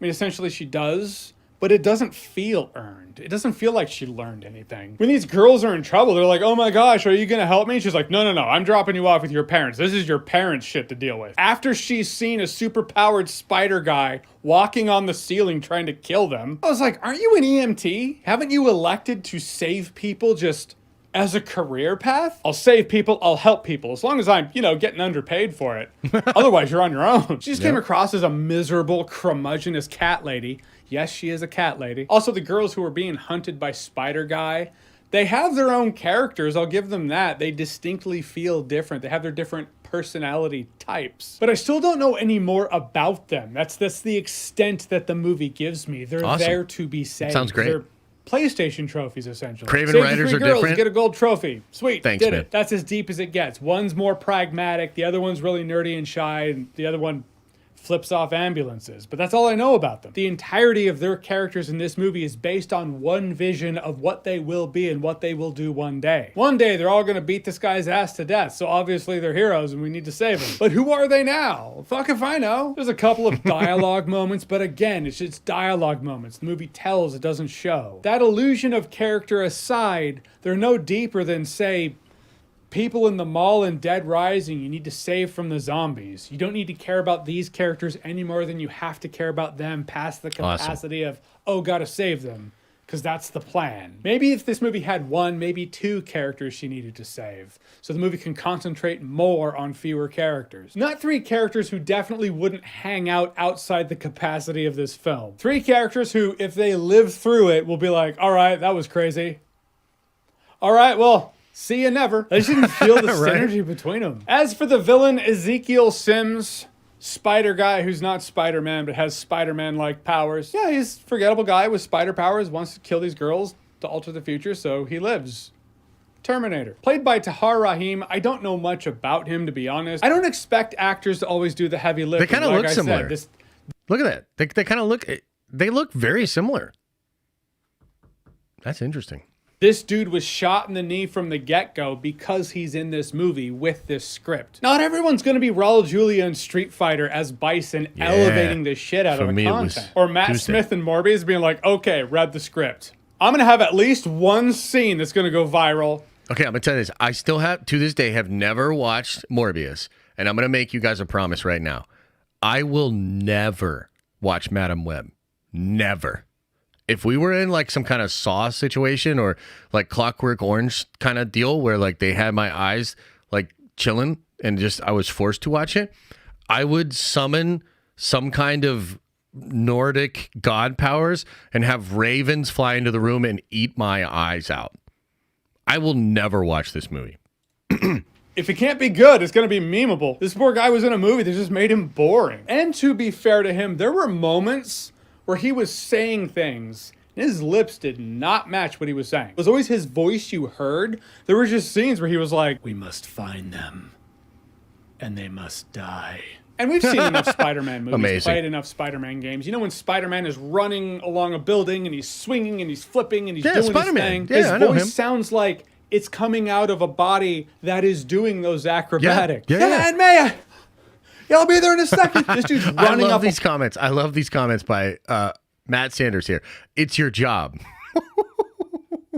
Well, I guess I'm not very good at my job then, huh? While flipping over a rooftop and his voice is still like, I'll be there momentarily. It just didn't sound like the character I was watching was That's saying amazing, that. It was odd, it was awkward, and I think it comes down to the fact that everyone knew they were making a movie in which you could make the call. The call being, fuck it. This movie feels like a movie that would have come out when the movie takes place. I'm not talking Toby Spider-Man 2, X-Men 2, any of the highs, no. Talking about that mid-2000s lull of comic book movies where we were like, well, this is getting awful. I hope this gets shaped up sooner rather than later. Avengers. That would never work as a movie. It's a cinematic train wreck with the worst script of the year so far. I get it. Still pretty early in the year. Still, feel like it's going to hold that title for a while. It's a mess that lacks cohesion, a superhero film that once again has shoddy CGI and action sequences, a forgettable antagonist, and a protagonist that feels like Madam Web in name only. It plays out like Dollar Store Next with Nicolas Cage meets Dollar Store Terminator. If this movie had come out in, say, 2003, it would have been bad. But now it just feels worse. It just feels like dog shit. Oh, no, it's dog shit! So Madam Web, have you seen it? What did you think about it? I think I won't see it. All right, let's keep going. I wanna do Dan Merle's because I only did a little bit of Dan's, and then I was like, we'll save this. You know, I like Dan. Half off your factor order and stay tuned after this review for more info. Hello, everybody. My name's Dan Merle, and this is my review of Madam Web. The embargo has just dropped. I hope Dan doesn't block me. Why does everybody block me? You know, which is always a great sign. I'd like to thank The Simpsons, by the way, for that opening joke. I stole that from Lionel Hutz. Madam Web is the latest in Sony's effort to build a live-action Spider-Verse after their successful animated one, and this movie comes from director S.J. Clarkson, a first-time feature director who's built an impressive 2-decade career directing prestige television. The screenplay is from Clarkson and a team of writers, including first-time writer Claire Parker and Morbius writers Burke Sharpless and Matt Sazama. Wow. That's right. Sony read the screenplay to Morbius and said, hey, you know what? Let's give these writers another shot. Wow. For what it's worth, Madam Web is a better movie than Morbius, but unfortunately for Madam Web, that's not worth much. Dakota Johnson plays Cassandra Cassie Webb, a paramedic who starts getting flashes of the future. As she unravels the mystery of her new powers, she learns about her past, which includes her mother's exotic spider expeditions, and finds herself protecting a trio of teenage girls who are being stalked by Ezekiel Sims, an evil millionaire with his own spider powers, who senses that the girls will become a danger to him sometime in the future. Adam Scott also plays a key role as Adam Scott's in here. EMT partner who has his own place Uncle Ben? in this franchise. Now, I don't usually go into what may or may not be in the movies based on the trailers, but I feel obligated to do this, even in a non-spoiler review here, because they did throw in shots in the trailers of this spider team with the 3 girls that Madam Web is overseeing becoming this like superhero crime fighting team. And if you're going to the movie for that reason, I hate to tell you, you are going to be sorely disappointed. I don't want to spoil things, but I do feel like I have to point out deceptive advertising. And while it's not fair to say that the spider hero team isn't in the movie, because it is kind of, what I can tell you is that it is not much and it is not consequential at all. And I think that they were leaning into that because Sydney Sweeney's been hitting it big and they wanted to sell this superhero team up, and it looks very comic booky. But the 3 girls are just 3 high school girls, like for the entirety of the movie. And so that shit's not even like really in the movie? That's crazy, dude.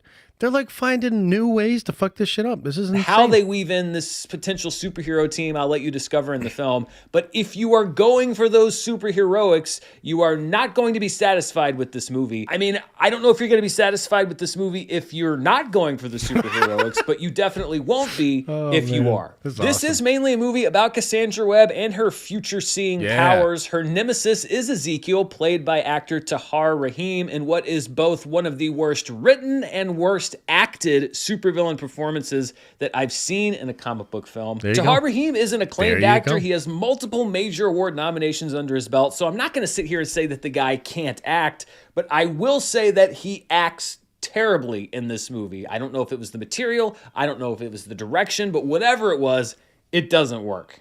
Ezekiel has spider powers that are very similar to Spider-Man's in that they are Spider-Man's, and a suit that's very close to the Tobey Maguire Spider-Man suit in that it's pretty much just a black version of Tobey Maguire's Spider-Man suit. But there doesn't appear to be a direct connection to Spider-Man himself in any way in this movie, which makes it super weird because it'd be like a Batman universe movie that's set before Batman's a thing, where there's a guy who dresses up like a bat and whose parents also died in an alley, but he's not connected with Batman in any way. He's just another guy with those super specific things in the same universe. I don't really think there's some sort of narrative trickery happening here. I think they just wanted to pack as much Spider-Man imagery into this movie to get people to show up. If you didn't think that a movie without Spider-Man could figure out a way to make great power, great responsibility references, well, then you're sorely mistaken, because in this movie, there are several. I guess this maybe counts as a prequel to some form of Spider-Man based on the time and the setting. It might be Tom. Yeah, and that's the whole, that goes back to the Jeff Snyder thing. Like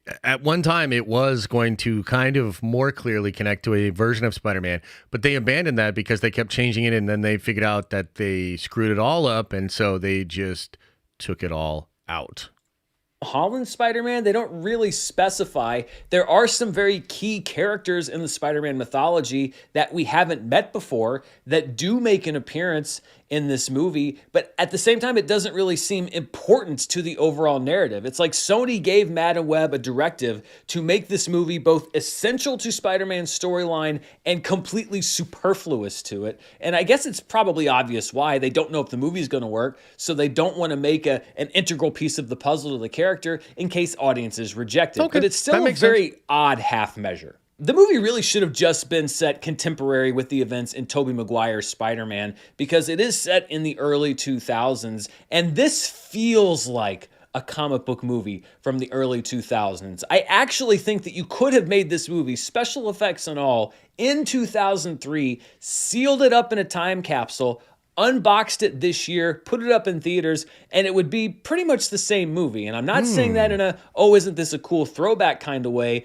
I'm saying that in a, this reminds me of early 2000s superhero movies in a bad way kind of way. It's like a love letter to an era of superhero films that people largely want to forget. I mean, yeah, there was Tobey Maguire's Spider-Man and some of the early X-Men movies, but there was a lot of not great stuff too that this is much closer to, like Daredevil. And it would be sort of like if at the end of Skyfall, they promised that Daniel Craig was going to go back and make Bond movies that were like the Roger Moore cheesy 1970s Bond movies. Like, hey, we're going to go back and start doing this again. And it's like, yeah, well, you know, there's a reason you stopped doing those things. Like, I get the reference, I like that. but Yeah. I don't think that anybody wants to go back to that time. And it's not really much of a superhero film. There's not much of what you could call superhero action. It's mainly just Dakota Johnson seeing the future and rushing her trio of teenage wards out of a room just ahead of the villain showing up to kill them like the Terminator. Get up.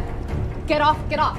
Get up. Me? Go. Get off. You're gonna die if you stay here. Get up. Oh my God, dude.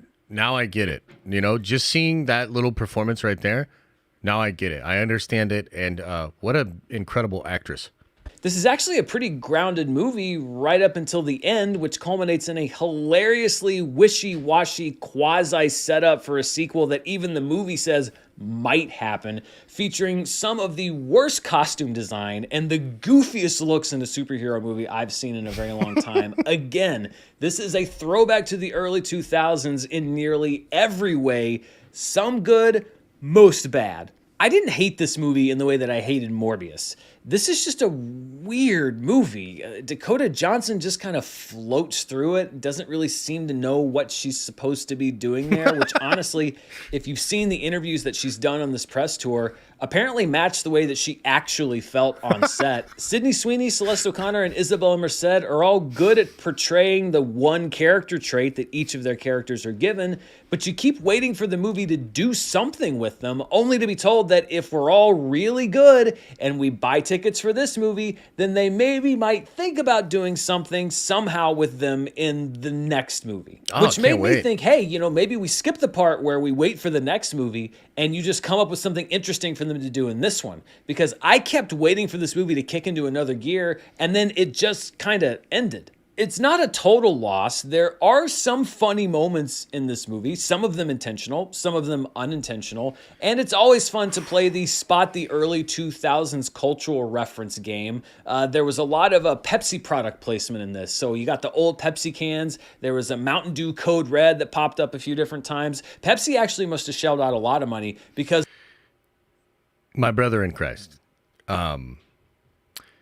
if ever you find yourself bringing up nostalgic product placement as a positive of the movie,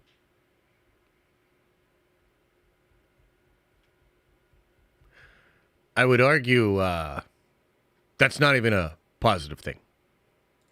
Because the final fight in the movie is literally held underneath a big sign that says Pepsi Cola. So I guess that's marketing money well spent for Pepsi, and really what says early 2000s more than a movie that is heavily sponsored by Pepsi. Like, I can't even believe I guess that, I could say I wasn't like, really bored in this movie because I was mostly confused and trying to figure out what exactly it was going for. Okay. And for a while, it was so bizarrely interesting that I thought about putting it in the it's okay tier on my personal scale, but the terrible villain, the cheesy ending, and the shameless empty promise of a superhero team that it doesn't deliver have me downgrading Madam Web to not a fan. And actually, it may be more entertaining to post up outside of a theater playing Madam Web to hear people reacting to the movie than it may be to actually go inside that theater and watch the movie itself. That's what we're doing right now, Dan.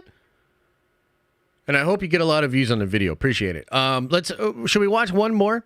What else? Who else should we watch?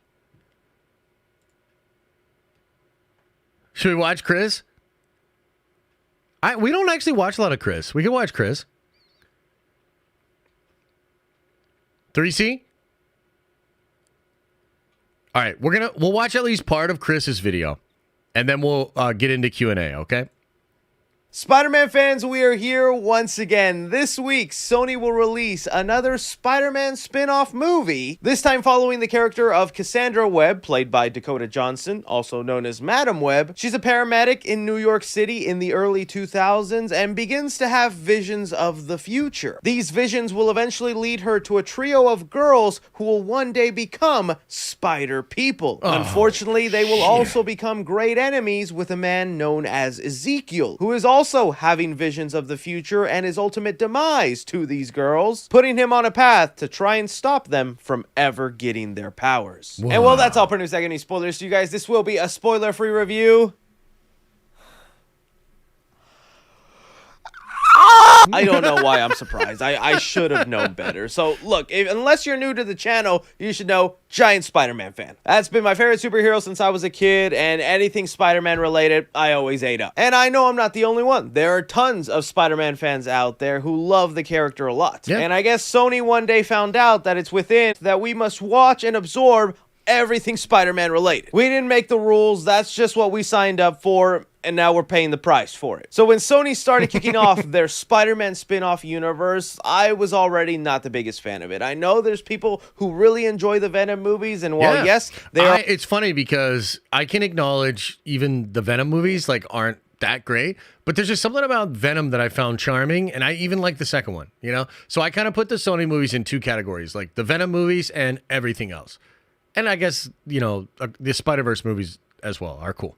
Are a lot more enjoyable and watchable than what we've been getting recently from the Sony spin-off universe. Yep. I always walked away from those movies a tad disappointing, a tad bit wanting more, and feeling like a big missing ingredient in these Spider-Man spin-offs is Spider-Man. But that doesn't seem to matter to Sony at all when they want to make full-fledged Spider-Man movies of characters who have made two comic book appearances tops. Let's go. Talking to you, El Muerto. So when it came to Madam Web, I already had expectations low. I knew this was not set to be a masterpiece and that it was going to be something I was just drawn to because of the Spider-Man connection. Plus, I was also in the mindset that I had already seen the worst of what Sony could provide with Morbius. Like, that movie frustrated me to an unbelievable degree, and the story choices and teases with those wild post-credit scenes made me feel like Sony had hit their bottom point, their low point. There's no way there is anything more underneath Morbius. But I'm here to tell you right now, completely honest, as someone that absolutely despised Morbius,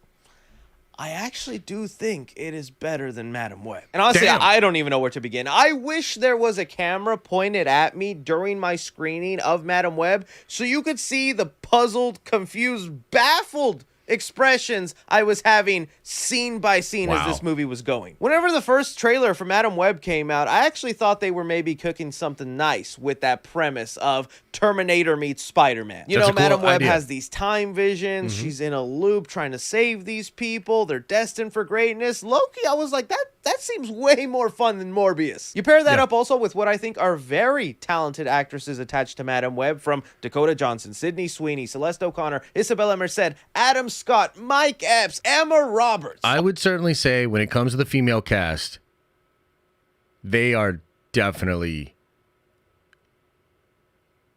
talented.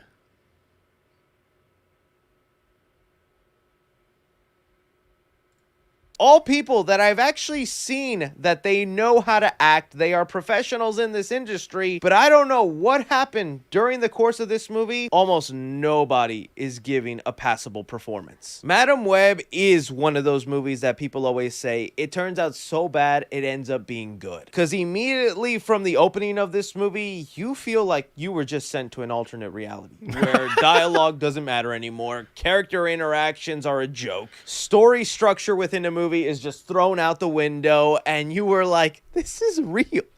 Somebody made this movie I'm watching. How? Dakota Johnson in here, like I said, she's someone I actually enjoy, and I find her to be very hilarious in interviews. In fact, her almost exact personality is thrown into Madam Web, where she has a very deadpan, serious humor, and I actually found her to be quite funny in the movie. It's one of the small redeeming factors of this film. But that tone, humor is like all over the place. Sometimes it feels like it's being a legit parody on comic book movies, but taking it in a serious way. And then other times it tries to slap you in the face with the most serious, emotional Spider-Man moments that is not going to resonate with any audience member or be taken seriously. Emma Roberts and Adam Scott are just like a glorified cameo reference attached to this movie. You're watching this thing almost as if it was just a giant setup for the sequel and maybe what you actually wanted to see come out of this movie. Because who Adam Scott plays and who Emma Roberts are have almost no significance to the plot other than to just be there as somebody Spider-Man fans will recognize, like, oh, you know who they're supposed to be, right? The Spider-Women in here completely wasted. And again, I think these actresses are talented, but their chemistry, character tropes, and dialogue to one another is just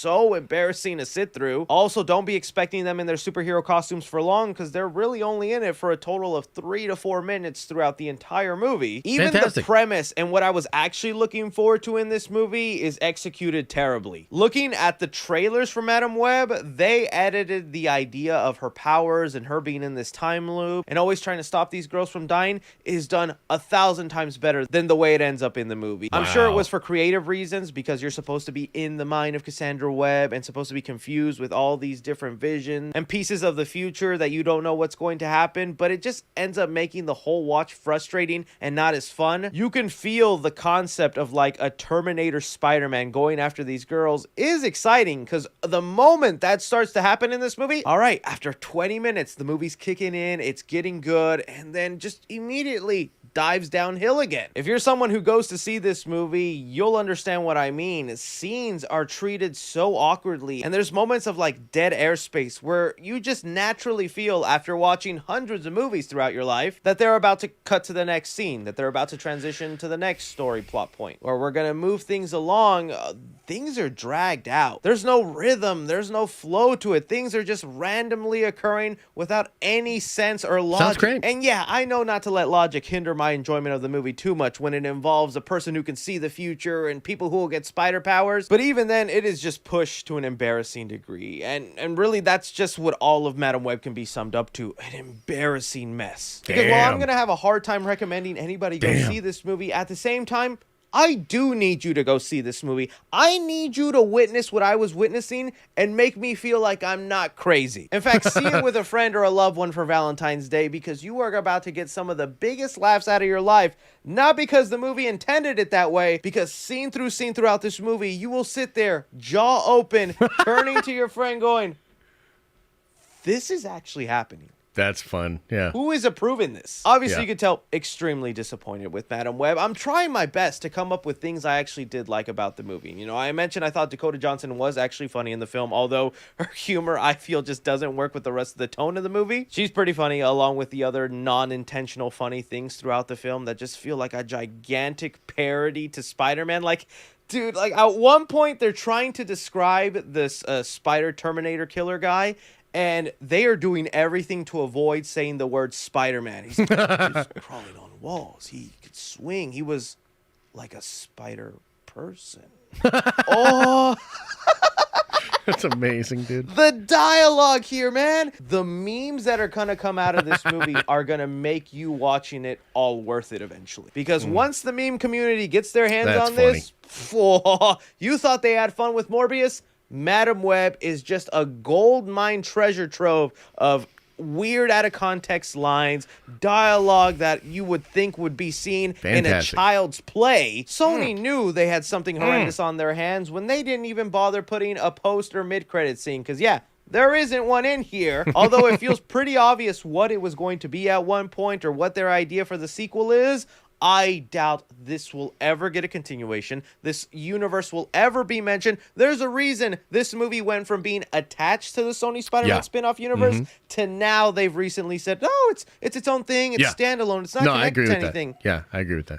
You know why it's not connected to anything. And again, I hate being this harsh and negative. I don't want you to think I'm exaggerating or just amping things up for the views in YouTube. This is honestly how I feel about it. I cannot believe this was made. There are so many more things I actually want to list off and get into, but it'll run us into spoiler territory, so I'll definitely have to make a spoiler video. But I do think Madam Web is going to live in that category of one of the worst comic book movies of all time. So for Madam Web, I'm going to give action 2 stars, since this movie is set before all the girls get their Spider-Man powers, and only the villain is the one with powers. It's pretty lackluster in the action department until the very end, where you have some fireworks and explosions. But these are probably the worst action scenes of the entire Sony spin-off universe. Comedy in the movie, I'm gonna give it 2 stars. Like I said, Dakota Johnson's humor in here is pretty funny to me. But what is more funny is just the entirety of this movie. Moments and dialogue that you're supposed to be taking seriously, maybe even supposed to hit an emotional chord with you, and you were just laughing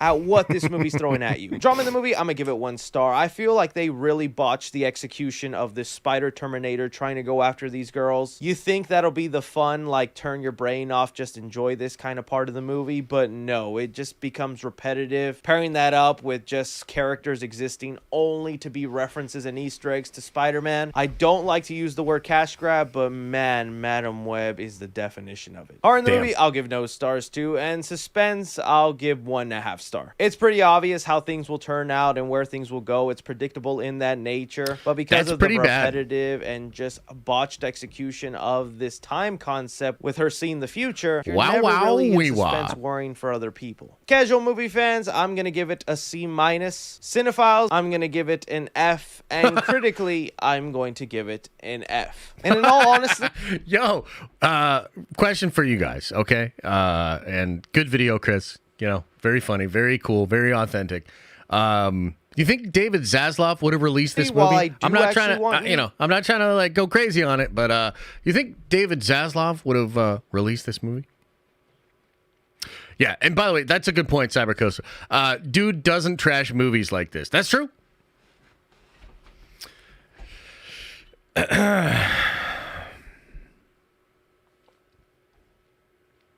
I know that's maybe crazy to say, right?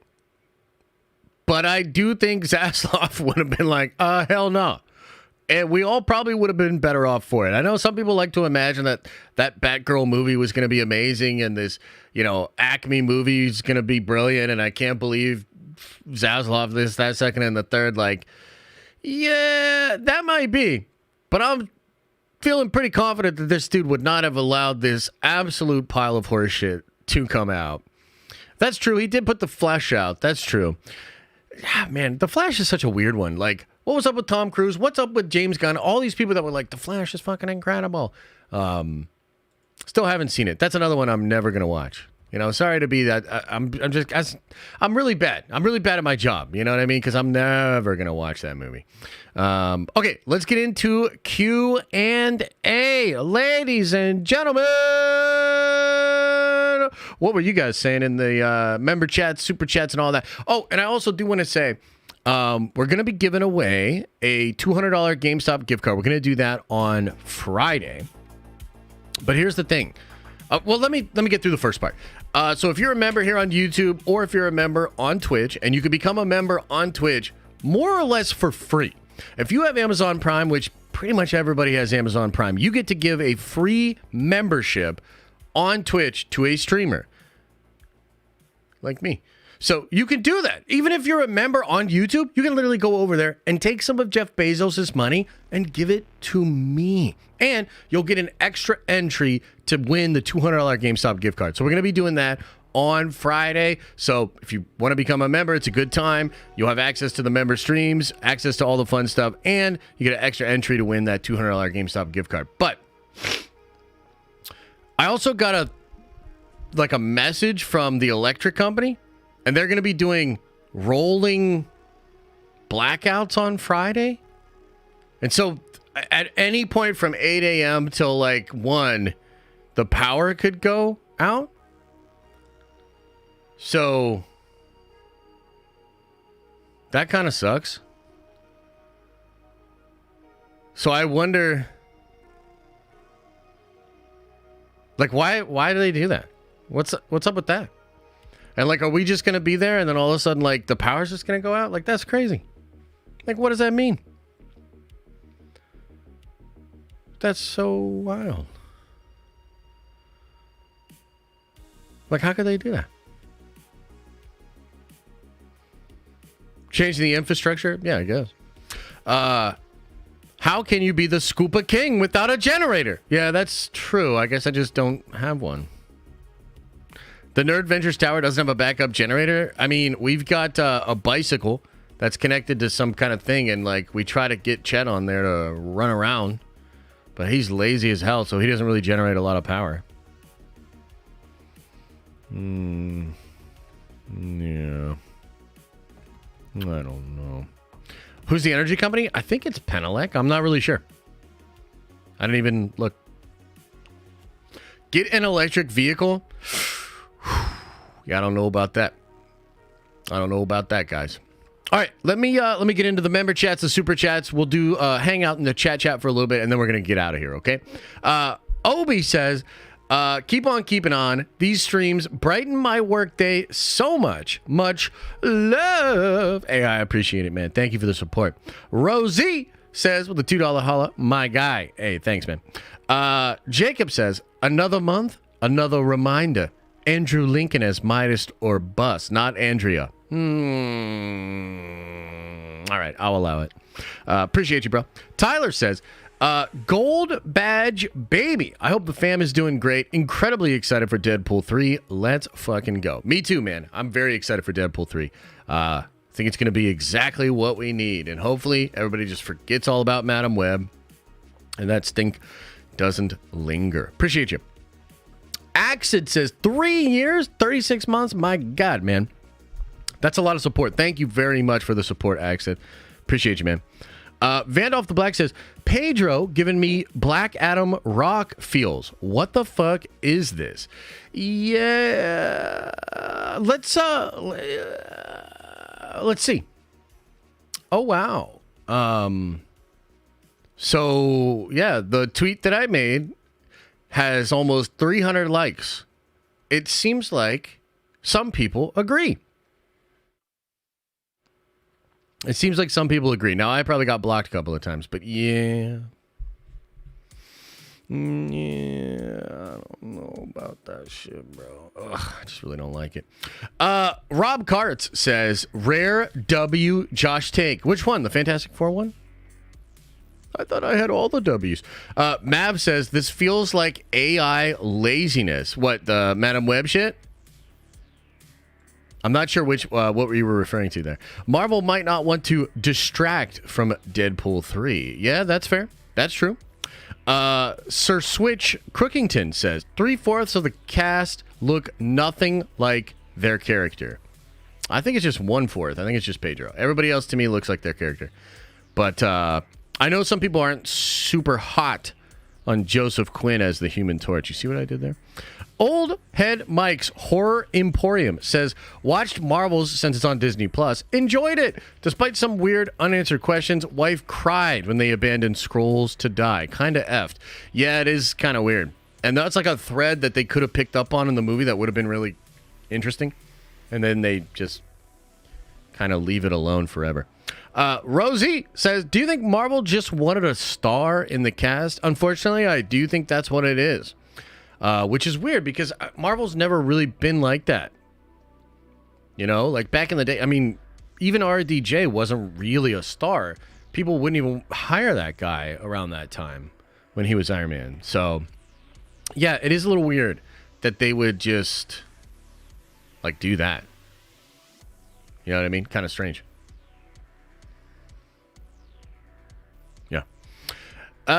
Okay. LOL, when chat starts dogging on the cut of his jib. Wait, which person? Yeah, dude, it was so funny last night. You guys were really mad about that guy when we were watching his Google talk, which is crazy. But it was fun. Like, it was fun that you guys were getting super triggered. Henry Cavill Doom, unfortunately, that's not real. That is a meme account that made that. So until I see like an actual account say anything about that, yeah, I don't think that's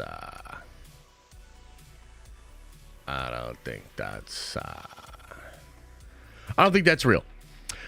Griff says, redesign the Nerdvengers logo and make it fascist. Oh my God, bro. No! Justin Jenkins says, first paid month GOAT at getting gifted. Proud to actually throw some support your way. Josh is the GOAT nerd tuber. Thank you, Justin. And welcome to the Nerdvengers. Zigzag, welcome to the Nerdvengers. Arthur says, I was not expecting that Fantastic Four cast reveal promo. Yeah, me neither. I wasn't really expecting it either. It's kind of shocking. Mikkel says, Yin's going downtown to catch the Steelers game and that. Yeah, that is the Pittsburgh lingo. Well done, sir. Jacob Morris says, hey Josh, if you don't know who Andrew Lincoln is, then why you say Carl like Ricky Dicky Doo-Dog Grimes.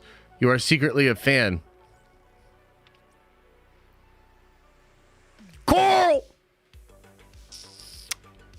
You caught me. Okay, you caught me. Don't tell Jacob Money, man. Trev says, when did the No Way Home trailer come out that it doesn't include Super Bowl numbers? Makes it more impressive, right? Yeah, no, I would agree with that. Absolutely. It's got to be, right? Although, yeah, no, look, either way, it's still impressive. But the thing about that trailer was the Andrew Toby stuff was already out there. And so that trailer was like, people were just trying to find the Toby Andrew of it, right? And there's even people that did kind of find it. I remember there's the part where the lizard just gets kicked out of nowhere. You know what I mean? You remember that? And we were like, that's weird. So, yeah. Okay, let's see here. Dan Molson, welcome back to the Nerd Adventures. Griff says, if Break is Lady Deadpool, give me Emma Stone as Gwenpool. Dude, that would be amazing. And maybe they'll do something like that for Secret Wars or Battle World or something like that. That would be super cool. Aaliyah says, she talked to Elizabeth Olsen about the tips, re the MCU, correct? She really thought she joined the MCU. Yeah, no, I agree. And I think that is evidence of that too, Aaliyah. Because she did bring that up in interviews, which is pretty funny.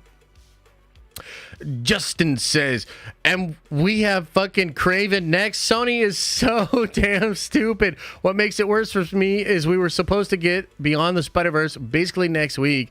Instead, we're getting mid stuff. F Sony. Yeah, you're not wrong, dude. You're not wrong. It's funny how bad they are at doing stuff. Like I don't know how else to say it. Like, bro, like, there's a bunch of posts that have all of their Rotten Tomato scores for like all of their Sony Marvel movies, and it's just like, whoo, bruh. Benjamin says, I won't block you, Josh. Hey, thanks, man. I appreciate that. Then he followed up and said, the red see-through lenses look so bad, in my opinion. Oh, yeah, dude. The design is so whack. 100%. D. Murdoch says, yeah, Josh, 1 year, baby. Woohoo! I get why people ain't looking forward to Craven, but I got some hope. Check out writer creds, IMDb. Anyway, much love, brother. Hey, look, I really hope Craven is good. And if it's not good, I hope it's at least better than the train wrecks of Morbius and Madam Web. You know what I mean? If there's some positive buzz for Craven as we get closer, maybe I'll check it out. But as of right now, like, I don't have high hopes. You know, I really don't have high hopes, right? Mr. Poppy says, according to the Council of Reeds, our Reed is the only one who doesn't leave his family. If that's the case, I think Pedro totally fits. Yeah, look, Pedro's great. I like Pedro in like everything I've seen him in. I just don't see him as Reed Richards at all. And the fact that they just drew him like as Reed Richards, like they didn't even like, I feel like they didn't even try, dude. I feel like they didn't even try. But that's just my take. Matt Sanders says, Josh, you don't want to see Madam Web with a Dune popcorn bucket in hand? Nah, I'm cool. I'm cool on that one, bro, but thank you. Zachariah Roberts says, has there ever been a Fantastic Four comic book with Reed that looks anything like Pedro? I don't think so. Even the Council of Reeds, they mostly all look the same. There's some of them that have like beards and shaved heads. Some of them are like scrolls and like, you know, weird like that. But I think for the most part, they look like Reed Richards.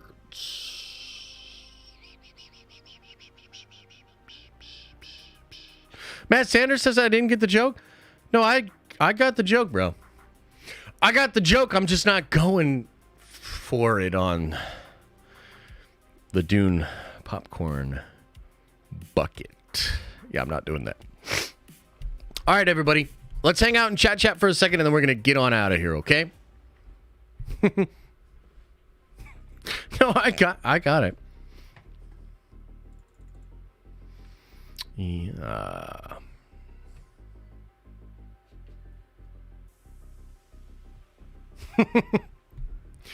Yeah.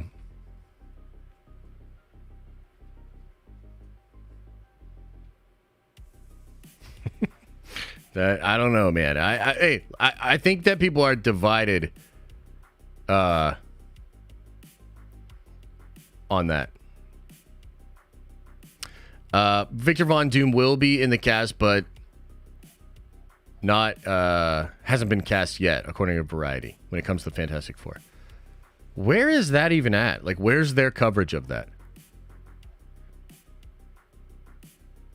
All right, let's check this out. Let's look at this together. We'll close out with this. Marvel Fantastic Four lands its cast: Pedro Pascal, Vanessa Kirby, Joseph Quinn, Emmett Mass Bacharach, blah, blah, blah, blah, blah. But in the comics, Fantastic Four, Reed gains the ability to stretch, Sue, blah, blah, blah. Matt Shackman, who did WandaVision, Monarch, Legacy of Monsters, will direct it.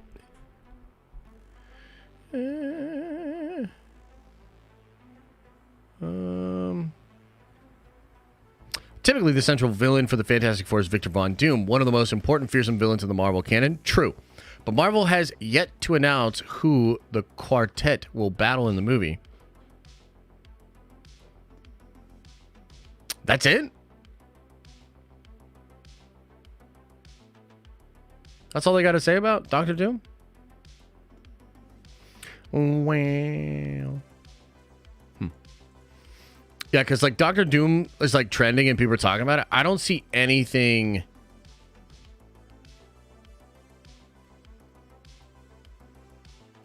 Yeah. Dude, this is what I mean. This is what I mean. This is Pedro looking like Reed. This is what I mean. And even then, get the mustache off him. But this looks like Pedro as Reed.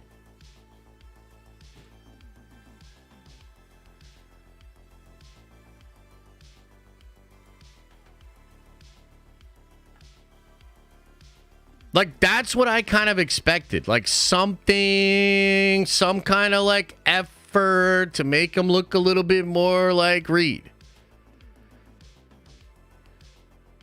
And he doesn't look like that. He literally looks like just Pedro off of a red carpet in some goofy-ass sweater. I gotta tweet this.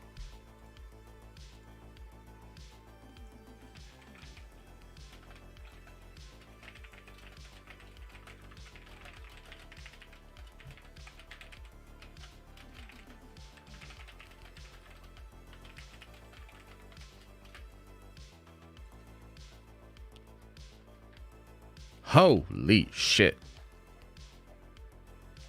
Who knows? I mean, maybe they could actually like listen. You know what I mean? If enough people like talk about it. The problem is there's a bunch of like toxic positive buttholes that are going to be like, wrong think, Josh. You can't say that. And then they're going to, through some kind of moral high ground, try to diminish the point. Motherfucker does not look like Reed, dude. That's it. That's it. Rosie says, after you said he just looks like Pedro, it makes me go back to the fact that Marvel cares more about normies seeing Pedro than Reed for Reed. Ooh. That's a good point. That is a good point, man. That's unfortunate. Mav says, but Pedro in it. Put a beard on him with him straight. Wait, what? Put Pedro in it. Put a beard on him and make him straight. Yeah. I don't fully understand what you mean, Mav, but I appreciate you. All right, guys, we're going to wrap it up here. Hey, thanks for being here. If you had a good time on the stream, a lot of these segments are going to be clipped out, do some funny editing. They'll probably drop today and tomorrow. I will see you guys Friday morning for a stream. Hopefully, don't cut the power on us. And we'll have some more fun on Friday morning. Okay? Appreciate you guys. Much love. As I always say, I hope you're having an awesome and a nerdy day. And I'll see you in the next video. Oh, the Panda versus... Oh, sorry. I missed that.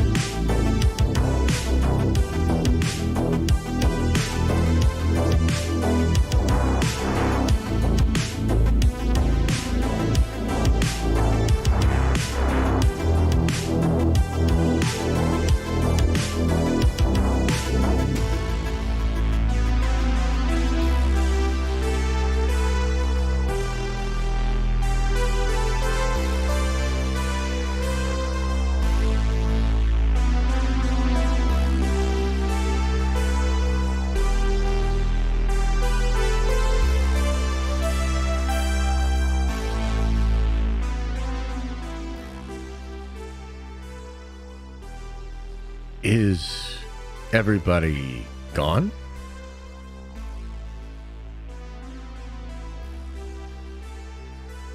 Did everybody leave?